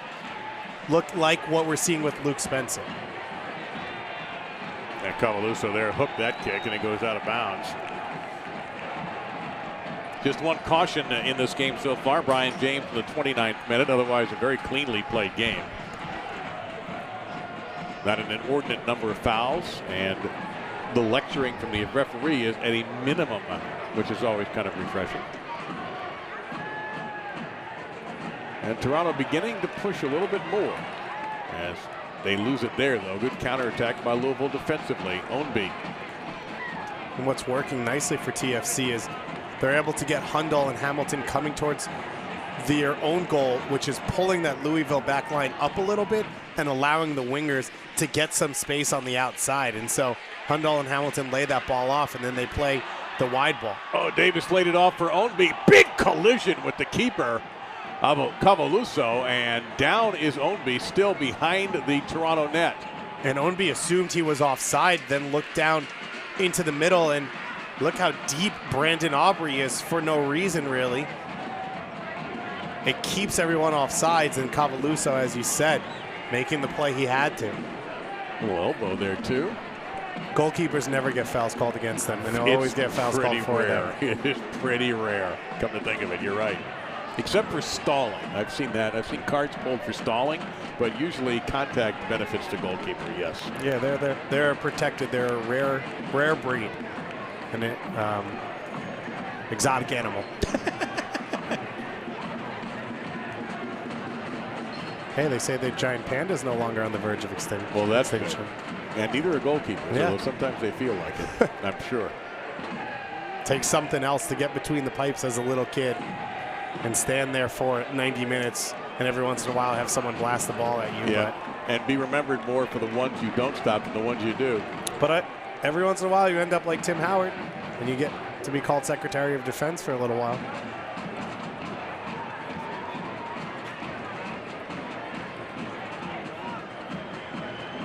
So a little pressing here from Toronto FC2. Oh, good slide tackle. That's just an absolute beauty. Now on the counterattack. And it's rejected one more time by that back line. But that press you mentioned from TFC2, that gave Louisville a chance to play in a little bit of open space that they haven't really had throughout this game. Ownby not able to take advantage with that lazy pass. Spencer working on that carpet that covers the infield dirt here at Slugger Field. To the top of the net. And Kyle Smith knows he's capable of more than that. He's a big part of their attack, playing at right back. Oh, excuse me, it was McCabe with that cross. Now McCabe 4 assists last year. He scored 2 goals. Dave, guess what team he scored both his goals against last year? Let me think. As we bring in a substitution, by the way. Oh, just go ahead and tell me. TFC2. 2 goals, 2 separate games, both against TFC2. He hasn't looked that close in this one, but you never know. So we are going to get a substitution for TFC2. It's Liam Frazier out of Vancouver, all of 19 years old. Frazier comes in the game. He's at midi and 6'1", 184. Yeah, Ucella's played behind Camargo, but in front of James in that midfield three more as the two-way player. Davis laying it off, and just some miscommunication. We'll also have another substitution here for Louisville as McCabe has come on. Excuse me, not McCabe. He's come off, and Ballard has come on. So Richard Ballard is in, number 23. Niall McCabe, number 11, has come off the pitch. And there you see the referee's assistant chiming in. Well, saw a foul the referee did not see. Yeah, off the ball, Spencer takes out Aubrey in the box. Now Spencer over to complain. You mentioned it's been a clean game. Spencer thought that he earned a penalty kick about a minute ago as that ball came into the box, and now he's going to pick up a yellow card. Well, yep. And I wonder if that was as much a referee sticking up for the linesman as it was for anything that Spencer may have done either with the foul. I think that's more of an insubordination call. So a yellow card, one each now. Yes, Spencer walks across the field, gets in the face of the linesman, and that's unacceptable at any level. And so it's an easy yellow card given. Spencer losing his cool. Has, as you said, been a very physical game. So very quick there for Spencer to go from 0 to 60. So a yellow card to each. The substitution in the 60th minute sees Ballard in for McCabe. And Toronto FC2 has brought Frazier onto the match. We have not learned yet who has come off. We'll work on that. I think it was Usella for TFC2 coming off. It'll be number 45. So Frazier in for Usella. And Ballard, we talked about in the first half, the local guy. He won man of the match in the opening game of the season. His first ever professional game. He played as a center forward in college. Actually scored a goal against Louisville City in their first ever scrimmage as a team, playing against IU. He's got the ability out on the wing or at the number 10 spot to take on defenders, to create chances. He was uber aggressive in that opening game where he won man of the match, as well as in the last game off the bench against Cincinnati. So Davis retreats, and Louisville City will hit the reset button while we tell you a little bit about Nike being the official sponsor of the USL. And for all the information you need, just go to NikeSoccer.com. 0-0 still. That's a great touch from Ownby and Ballard. Now Spencer. Oh, what a beautiful move. His shot, however, he didn't get all of it. Little contact there. He did not get all of that after a fantastic move to get loose. It's a great flowing move. It starts with the interception from Kyle Smith. He gets a great ball in. It was a great layoff from Ballard and Ownby. And then Spencer turns the first defender. And it looked like a recovering defender coming in from behind is able to push him off. Yeah, it was 63, Liam Frazier, the fresh substitute, only been in a couple of minutes. And he was the one that caused that shot to be weaker than you first thought it was going to be. And that's such a great play from Frazier because you're in the box, so there's the risk you could give up a penalty, but he's able to do enough without causing his team the dangerous penalty kick situation. See the shot advantage, huge advantage, Slugger Field here for the home side, but nothing past the goalie yet.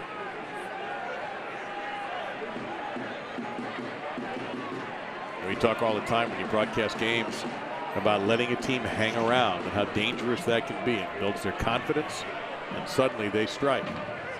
And you wonder if that's the case here.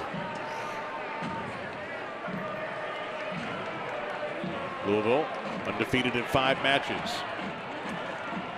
They work it towards Spencer and a foot race. He'll get there first. Oh, beautiful work that time by Aubrey. And you can see the reaction to Spencer is the way that call went. Aubrey, terrific job of shielding Spencer off the ball. And Spencer, not breakaway speed, but when he gets going, he's able to beat the center back to that corner and get that ball. And as you said, Aubrey just wrestling with him. Luke Spencer, a physical, impressive presence up top. Aubrey, more of the lanky center back. And he's able to do just enough, be gritty enough to earn himself a free kick.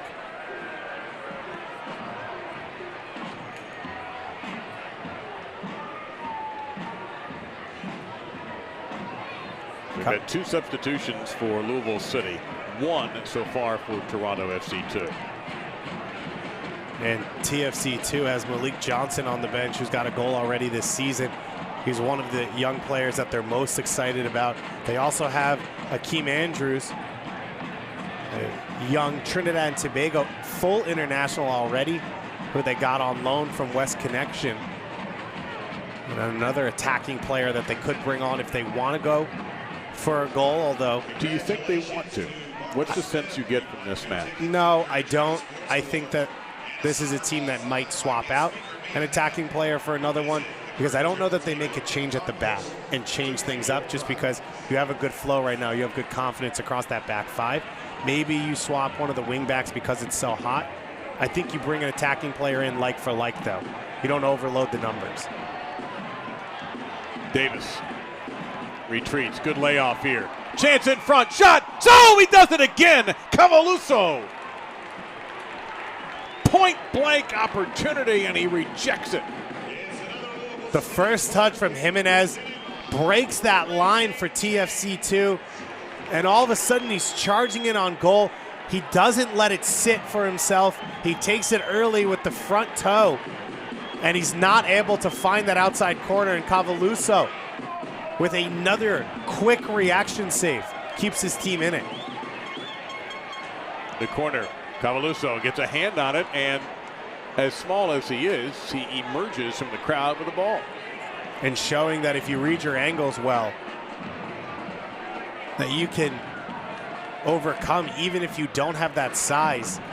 And going back to that Jimenez chance, that's a situation where you'd think you'd try and wrap the inside of your foot around it, curl it around that goalkeeper. Instead, he goes outside curve, but it's not able to bend quick enough to get away from Cavaluso. So they have hit the crossbar off of his leg. He come up with a couple of sparkling saves. He's in the zone right now, and as much as you hate getting shots on you as a goalkeeper, it actually keeps you in the flow of the game. When on the flip side, you look at Dobrovolsky, he's not had a lot of looks, so you start to get cold. But Cavaluso's in the zone right now, and everything coming at him, he's reacting to perfectly. Only 1 shot on target by Toronto, only 4 shots total.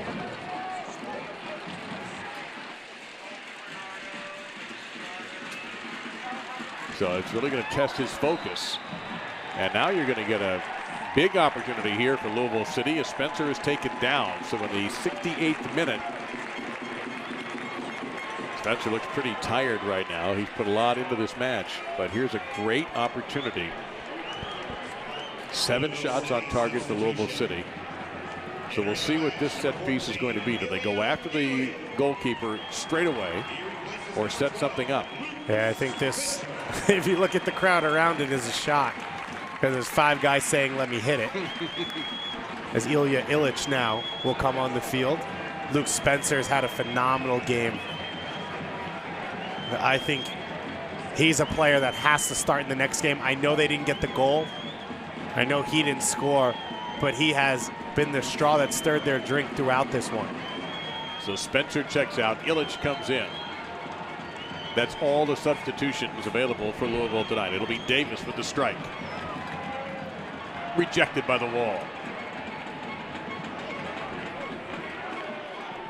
Try again, and that's another corner kick opportunity. Let's see if Jimenez or Davis will take it. Davis is lining it up, and it'll be Jimenez who is the specialist. Great crowd on hand, and a big corner kick coming up in the 69th minute.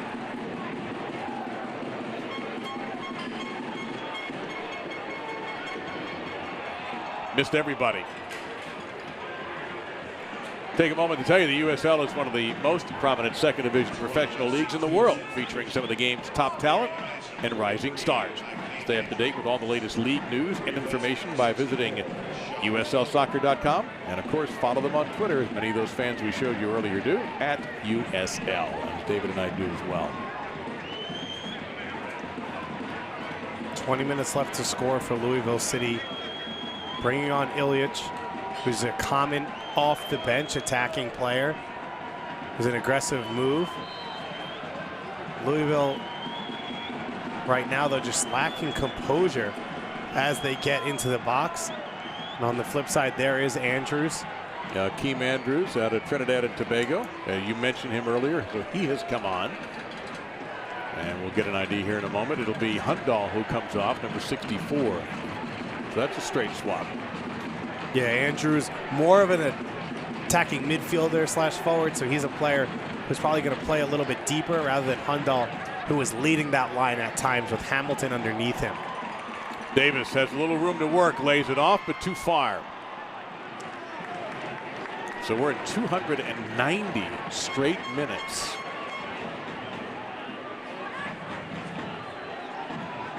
Scoreless against TFC2.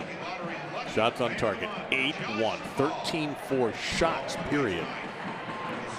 Andrews will try and help make a difference there. He's already got 4 caps for Trinidad and Tobago, 1 goal at the full international side, only 20 years old.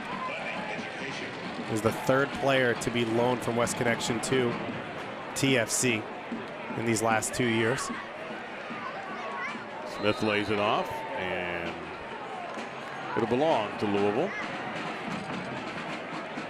Query had gone down, a little slow getting up, but he is back up. So only 1 substitution is available, and it belongs to Jason Bent and TFC2. Davis. That'll be a foul on Davis, and he may get carded. He's certainly going to get talked to. And Davis not offering any dissent. McCrary, who had already gone down hard once, gets back up. Did not see the card come out, so just a quick conversation with our referee.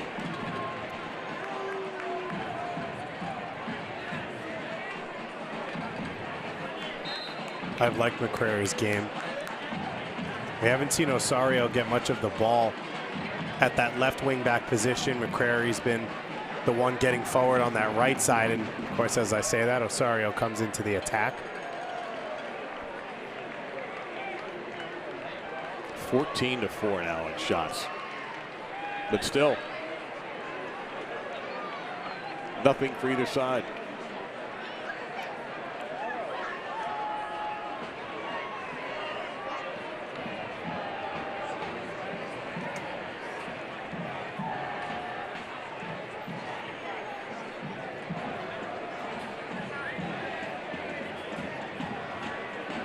And Louisville, are they content with holding serve here? Are they going to be content with the point and a 3rd straight scoreless or 0-0 draw? We mean Toronto. Toronto, pardon me. Yeah, Thank you I was very going to much. say Louisville's definitely No, not I happy appreciate with that. that. I think Toronto absolutely would be. I think also when you look at going on the road, which is so tough in general, but especially for a young team, I think you look at a TFC side that will take a result here and will take the opportunity to settle down, especially after that Rochester game. They're going to attack here, and a ball in front, dangerous, but played away nicely by Louisville City. And now perhaps they can get a counterattack going with Omby, and he's taken off the ball beautifully. Yeah, fantastic tackle and open play there. Not great from the Louisville perspective, but a tremendous little shove in the back, no call, and Louisville will control it anyway with Speedy Williams ahead to Ownby.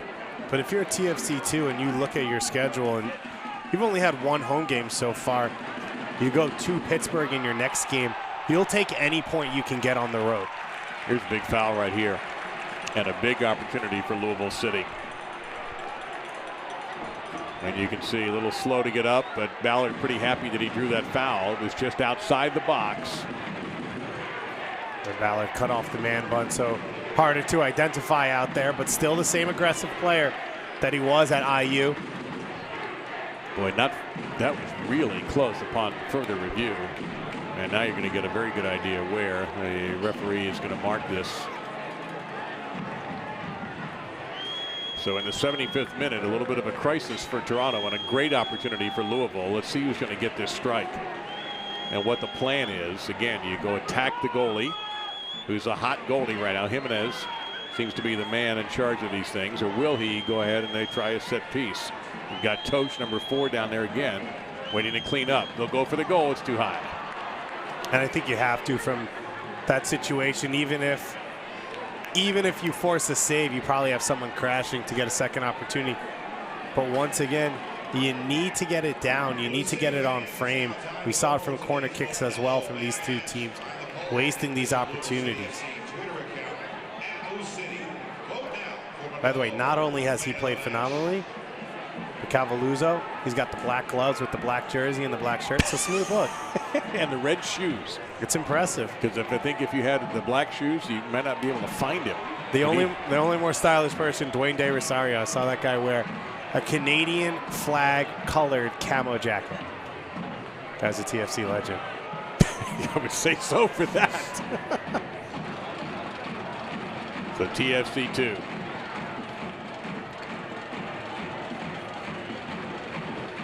And it's 76. And the clock just continuing to tick for that goalless streak, which works both ways with them. Their next match, by the way, you talked about how little they've been home. May 3rd, they're not going to be home either. They go to Pittsburgh to take on the Riverhounds. Then they get a 3-game homestand at Bethlehem Steel, Tampa Bay's Rowdies, and the Richmond Kickers in the middle of May. And that first one at BMO Field, so they get to host on that big stadium, that gorgeous field where Javinko and Raheem Edwards, former TFC2 player, have put on a show over the last 2-3 weeks. Looks like Osario going off here as the substitute. So that's it for substitutions for our match. Telfer in for Osorio.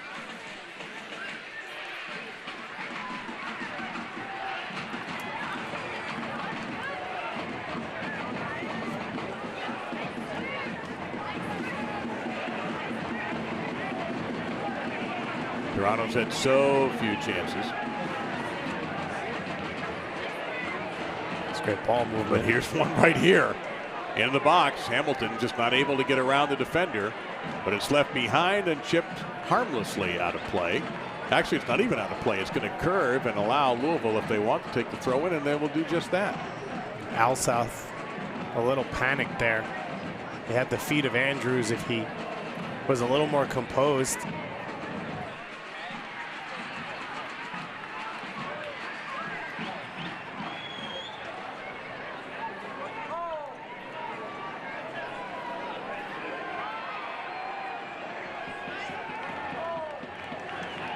I want to remind everybody that if you want to stay up to date on the latest USL news and info from around the league, Mike Watts is your man, USL Coast to Coast.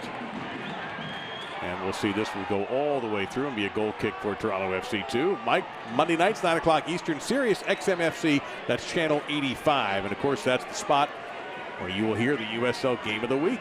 So go to uslsoccer.com for dates and times.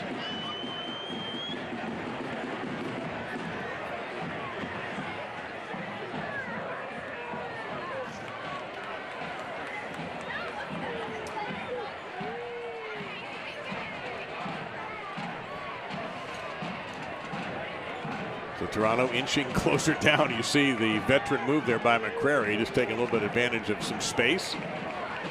But Louisville steals. Illich, 14, had a foot on it just for a moment. Played back a little. There's that carpeting there, and that could be a little clumsy, especially for tired legs. Footing a little bit different. Now all of a sudden Jordan Hamilton's come to life a little bit. Yep, McCrary lays it off. Here's a shot, blocked, and a corner kick coming up. Telfer, the substitute, he gets his toe down and is able to drive that ball at the far post. But now Hamilton taking over a little bit for Hundal up top, coming back and starting to create for his team, and you see the quality when you get the ball to his feet. So here comes a corner and an opportunity for Toronto FC. Will they go and go short, or they go for the air? I don't see anybody as short as you can see. Camargo working the referee here, not happy with Davis, and Camargo and Davis bump again. High in the air. Williams clears it out for Louisville City. In the 80th minute, can the home team get the goal they have not been able to get? And that ball will belong to Louisville City. Louisville fortunate there because you can't let a ball bounce on the top of your box. Speedy Williams and whoever it was standing next to him talking more than acting.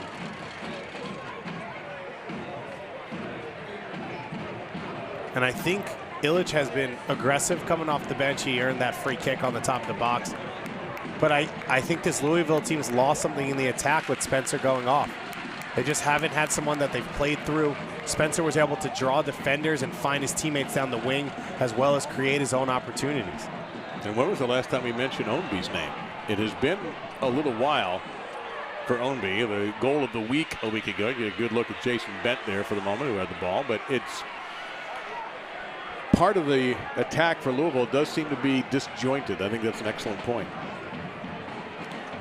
And Spencer, not a guy who started throughout this season, so maybe he doesn't have the ability to go the full 90, but you've got to get him to a point where he can, because he was a difference maker for this team. And even if he doesn't score, I think he's a guy who has to stay in the lineup. You look at Ownby, Davis the fourth, McCabe, guys around him that can finish because he's setting them up.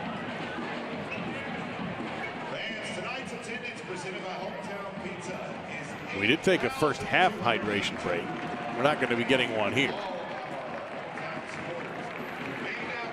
It was right about the 30th minute of the first half, but now we're in a minute 81 of the second half, so they're going to play through this.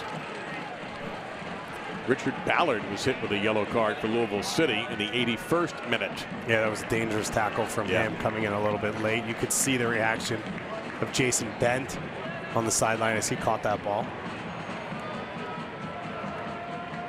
Now we'll go outswinger here. Header blocked. Oh, an opportunity for Hamilton, and he couldn't keep his feet. He got tangled up. They'll try again. Low ball just missed again, and Toronto FC keeps the pressure on. Camargo toward goal, too much. And trying to keep it in. Nope, can't do it, and it will belong to Louisville City. A couple dangerous looks for TFC too. They couldn't get their feet right. It was a great idea there from Taintor in that he's trying to head it back where it came from. As the goalkeeper comes across goal, he's going to set his feet. If you put the header where the ball came from, it's tough for the goalkeeper to then react back. It gets blocked though. Andrews and Hamilton collide a little on the follow-up. James O'Connor talking to the fourth official. Look at this opportunity here. Shot, save! Volsky has to go down to come up with a big save, so we wondered how he would focus in, having not seen a tough chance in a while. Here's your answer. And Jordan Hamilton has to put away a chance like this. He knows it. Look at the reaction he had there.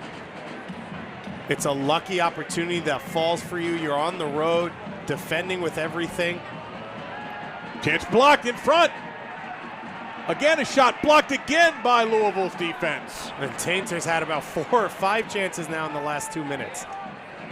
Toronto has turned up the pressure. Out of nowhere, really. Yeah, they earned a corner kick, and they just haven't let it out of the half in these last 2.5 minutes. And Louisville a little chaotic right now in their defending. TFC 2 have had some great looks. 2 blocked off the head of Taintor, and a couple other chances for Jordan Hamilton and company. Here they come again. In the box, the shot, another great save from up close, point blank by Tim Dobrovolsky. No coincidence that since Andrews has come on, this attack has come to life. He laid it through for Hamilton for his chance, and this one, he just runs by Murad. Big save made. Trying again. Up in the air, headed away by the defense. Bicycle kick, too far. That Frazier going into the sky there, but the form was beautiful. He just couldn't get it to fall for him. Once again, the height here of Aubrey and Tanforth have been dangerous, and he just makes contact a little bit too early. Honestly, I can't break that down in any form of analysis. I've never gone up for a bicycle kick or heard anyone explain it in my life. I can barely do a bicycle ride, and never mind a bicycle kick. So the issue now in the 85th minute for Louisville, can they cool down what has become a suddenly hot running Toronto team on the attack? And this is one way to do it right here by counterattacking. Jimenez, the heel pass. Not cleared. In the box? No, but pretty close was Ownby. He thinks it was. The referee has another opinion. Ownby can't believe it. He's laying in the box. He's the one who earned the foul, but the call's just outside. And this is the danger for TFC2. You're able to defend in numbers. You're able to keep the game in front of you when you go and try and attack. Do you have the personnel that can make the right decision in high-pressure situations one-on-one? You give up a foul here off a messy play. And now if you get hit back the other way, was it all worth it? Well, Jimenez, I should say, should be the striker. Correct call there from the referee. Feet and ball on the outside of the box. It's a tough one, but the right call made. All says hit with a foul. You see Davis is there also, but Jimenez has handled the set pieces and these kinds of strikes. And you'd think it'd be right-footed coming over the wall. Maybe he curls it to that far post as he sees the goalkeeper guessing. It's on it, but the goalkeeper was right in position. You could see Cavaluso cheating to that right side behind the wall. I think Jimenez saw that as well. And you've seen that go in before. You curl that to that far post. If the goalie takes a step in the wrong direction, you're golden. Well, look at this. A couple of headers and bodies down in the box. Louisville City tried to head it out, and it actually hit a Toronto player in the cabeza, and they had an opportunity here. But here's that shot again. And I thought when he hit it that he'd done the right thing, but how could I question Cavaluso and what he's done so far today? If he holds up, and I don't know if you count stoppage time in the statistics, but if you go to full 90, it'll be 310 consecutive scoreless minutes, period, both sides for Toronto. But can Louisville City do something about it? Davis fell down. It seemed like TFC2 are more likely to score in these last 10 minutes than Louisville. Ownby is just spent. That was a great tackle by Ownby, and he is shaken. And don't forget, you cannot substitute at this point if you're Louisville. Both teams have used up all of their subs. The attack continues for Toronto. Ownby, you can see at the top of your screen, is barely involved in the play. He's going to have to go get the ball now and lay it off, but he is hurting. Yeah, and right now, if you're him, you got to position yourself in midfield and just. But can he though? Can he be counted on to press the attack here is the issue. There you see number 10 in the purple just. Yeah, you got to find a spot where you're not offside and you're not holding anyone on. Yeah, and you just have to try and play the ball from there. He'll lay it off. Jimenez is figured prominently in this match. He could try to strike it from there. Instead, he'll center it. But you're not going to get to by this goalkeeper with that. And he had the feet of Davis the fourth, and those are those moments where don't panic, don't try and do too much. You've got a simple pass to the top of the box to a player who's got 3 goals already this season. Get it into his feet, and then maybe you run off him or let him figure something out.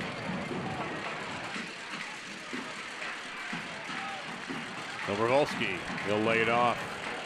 Andrews chasing. I think no matter how this game ends, TFC2 is going to take a lot of positives from this game. It takes young players sometimes those moments to understand that they can play at this level. The opportunity here now is Davis is flashing toward the goal. A great tackle, turning the ball over to Toronto FC2, and maybe they will counterattack. Mitchell Tantor has had one hell of a second half here. He's been aggressive in the box, getting 2 or 3 looks to score a goal, and that tackle, I thought he went to ground too early. He ends up making the play and clearing his lines. You got a guess on stoppage time? Let's say 3 minutes. 6 substitutions, a couple free kicks. That's going to just be too much. Didn't quite work out that time for Ballard. And there's Taintor, though, going to ground. Louisville had at least a 3v3 on the attack, and he makes the tackle.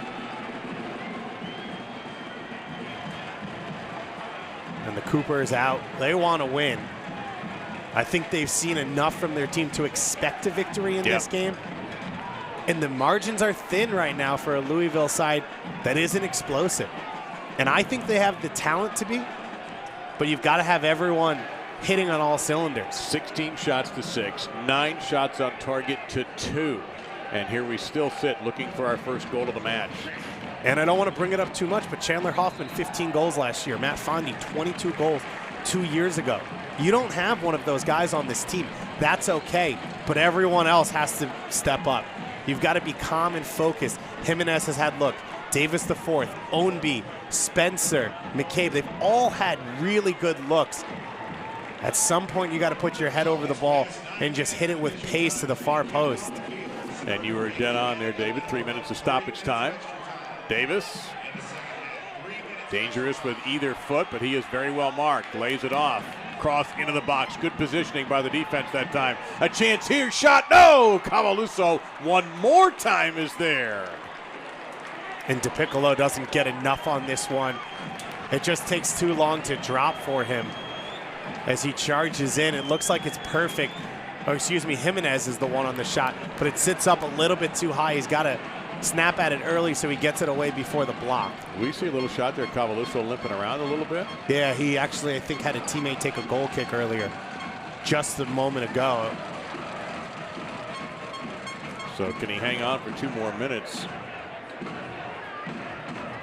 There's Louisville, and we're going to get an advantage rule in favor of Toronto as a player is down. So now here's a pretty good opportunity for the visitors. There's Andrews, who was taken down, and you're right, he has been a pest from the Louisville perspective. There's no question. Andrews has been very difficult to deal with. I think Andrews is a guy you look at maybe starting. You don't know how many games Hamilton will be with this team throughout the year, but he's a guy. You don't want to compare anyone to Javinko. That's not easy, but he plays that other forward role. Chipped. That's going to have to be a call against Toronto, and is. And that ball just wasn't played far enough. And the thing is, you have all of your teammates coming back to get that ball. No one can generate power. You have a teammate push off, but it doesn't matter. No one can generate a header on goal from there.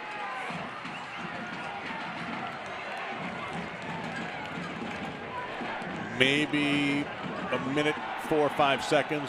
Opportunity now here for Louisville, a hard-won foul. And I think you got to put everyone in the box.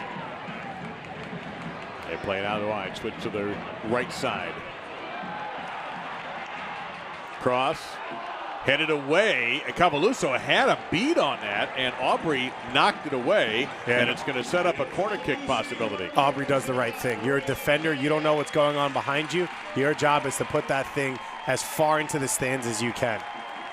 So one more good chance here for Louisville City to sneak away with a goal. Headed and flicked on. Oh, he did it again! A fantastic header. Cavaluso is shaken up. He has the ball, and we don't know if he was hit by someone. You see some anger from the Toronto side. Del Picchio is targeted. Cavaluso is shaken up. He's got the ball, not in the goal. I did not see what happened to him as Davis the fourth comes over to check on him. You can see he's holding the back of his head. Well, he makes the save to start out. It gets headed down into the ground, which is so tough. He gets his body over it to keep the bounce in front of him and closes on it. But because of the bounce, everyone in the game, really, who's in the box, tries to close on it. It does look like Del Picchio. Now look at this part. This is my favorite part. Tainter, you see, push his own goalkeeper down. I think he's telling Cavaluso, don't rush up. Yeah, there's don't get 30 up. seconds left. Yeah. Stay down, whether you're healthy or not. And of course, you want to be checked on. You don't want any risk of injury. But also, let's let this play out here. Let's get ourselves these 30 seconds away. And I think that's a smart play there from Taintor. But as any center back will, you protect your goalkeeper. Your goalkeeper puts himself in vulnerable situations throughout the game. Your job is to unequivocally protect him. That could be the man of the match right there. Oh, absolutely. He has done it. Even if they lost this game, yeah, I think great. it is. Even if that had somehow gotten by him. 5'9", 145 pounds. And I don't know that he can hit this goal kick long right now. I think that's what he's stretching out. I think his hamstring's a little bit tight. Well, let's see what he can do here. Well, he popped it pretty good. We should get the referee's whistle here pretty shortly. And that will belong to Toronto. You can see Jason Bent And that white shirt, black slacks over there, he wants one more try. Louisville interrupted. And I think this is a great performance for TFC too. Well, they are probably seconds away. Not probably, they are seconds away from sneaking out of Slugger Field with a point. And a third straight 0-0 match involving Toronto. So now we're at 5 minutes of stoppage time because we had the injury to Cavaluso, at least the timeout, I should say, for Cavaluso. And, well, he was down. So you're talking about 315 minutes of scoreless, unless something happens here. The referee's going to continue this. Stoppage time going way past 3 minutes. Louisville City with another opportunity that's swept away, and they will get a corner kick. And I think this will be the last kick of the game. So if you're Louisville, commit numbers forward. Everybody but the goalie. This is corner number 10 for Louisville City. They play a short corner. Now into the box. One more time, Toronto rejects it, and that is all. A frustrating evening, to say the least, for Louisville City. They cannot get the 3 points at home. And for the third straight match, this is unbelievable to me, the result for TFC2 is 0-0. It was a strong performance from this team. They were shaky in the first 15 minutes. They grew in confidence in that first half, and they were the better team, I think, in the final 20 minutes. Could have had a goal. An upsetting one for Louisville City fans, but a fantastic performance for the young kids from up north. Crazy night in Louisville City. Wait till we show you the statistics. You're not going to believe this match wound up with that final score. Box combo, please. At Raising Cane's, we do one thing. And we do it better than anyone else. So why not let our food do the talking?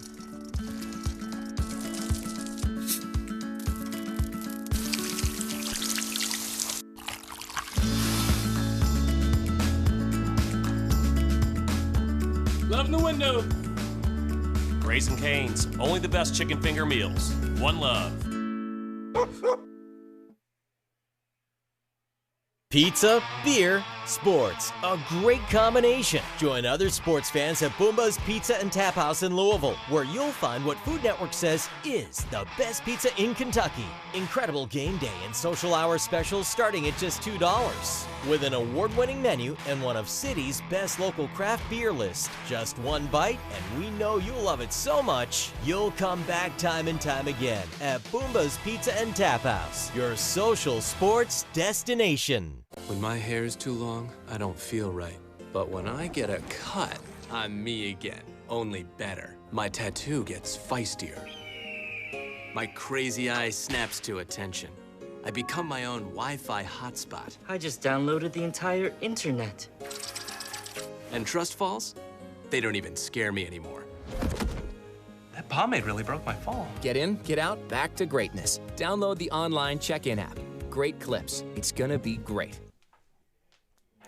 You look at a final score like that, and if you didn't see the match, you thought, well, it probably wasn't very exciting. But it really was. In the last 10, 15 minutes, both sides had fantastic opportunities, and both goaltenders, Lewowski for Louisville City and Cavaluso for Toronto FC2, can come up with huge saves of a wide variety. Kick saves, diving saves, and now the Louisville City players getting a chance to meet their supporters and sign a few autographs.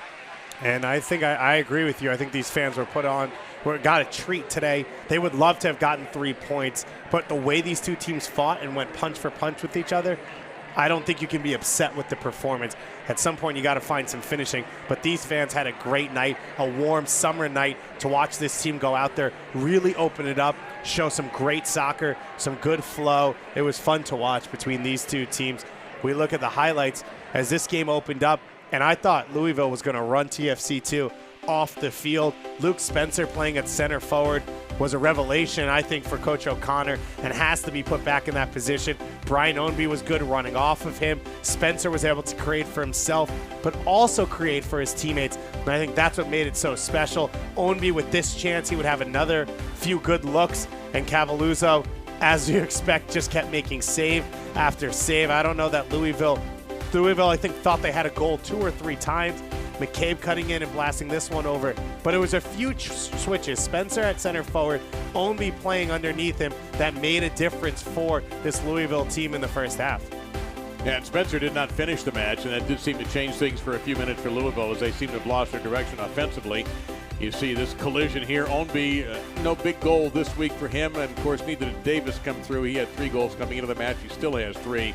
But time and time again, Cavaluso felt the pressure and was able to come through. But if we take one more chance, Spencer with a sweet move here, but Frazier with a late challenge and weak into the shot. But I tell you what, David, Toronto came on, and there was about a 10-minute stretch there where that's a brilliant save, too. But Toronto was very dangerous. TFC, too, and you see here these last few chances. I thought they were going to be the team that was going to score in these last 10 minutes. The bike kick, the acrobatic chance.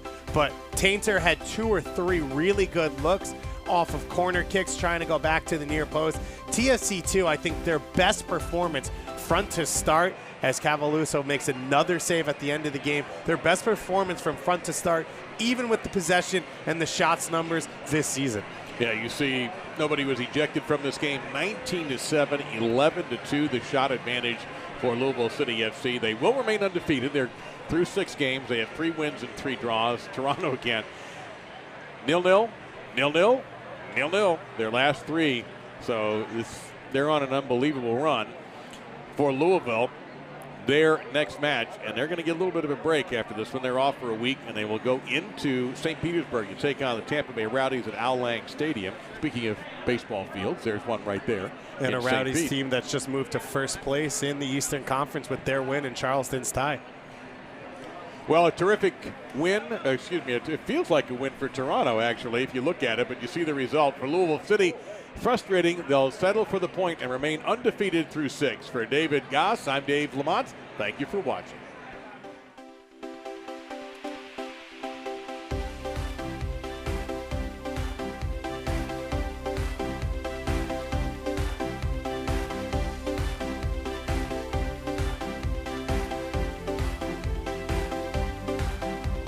This copyrighted telecast of United Soccer League may not be retransmitted, rebroadcast, or reproduced without the express written consent from United Soccer League.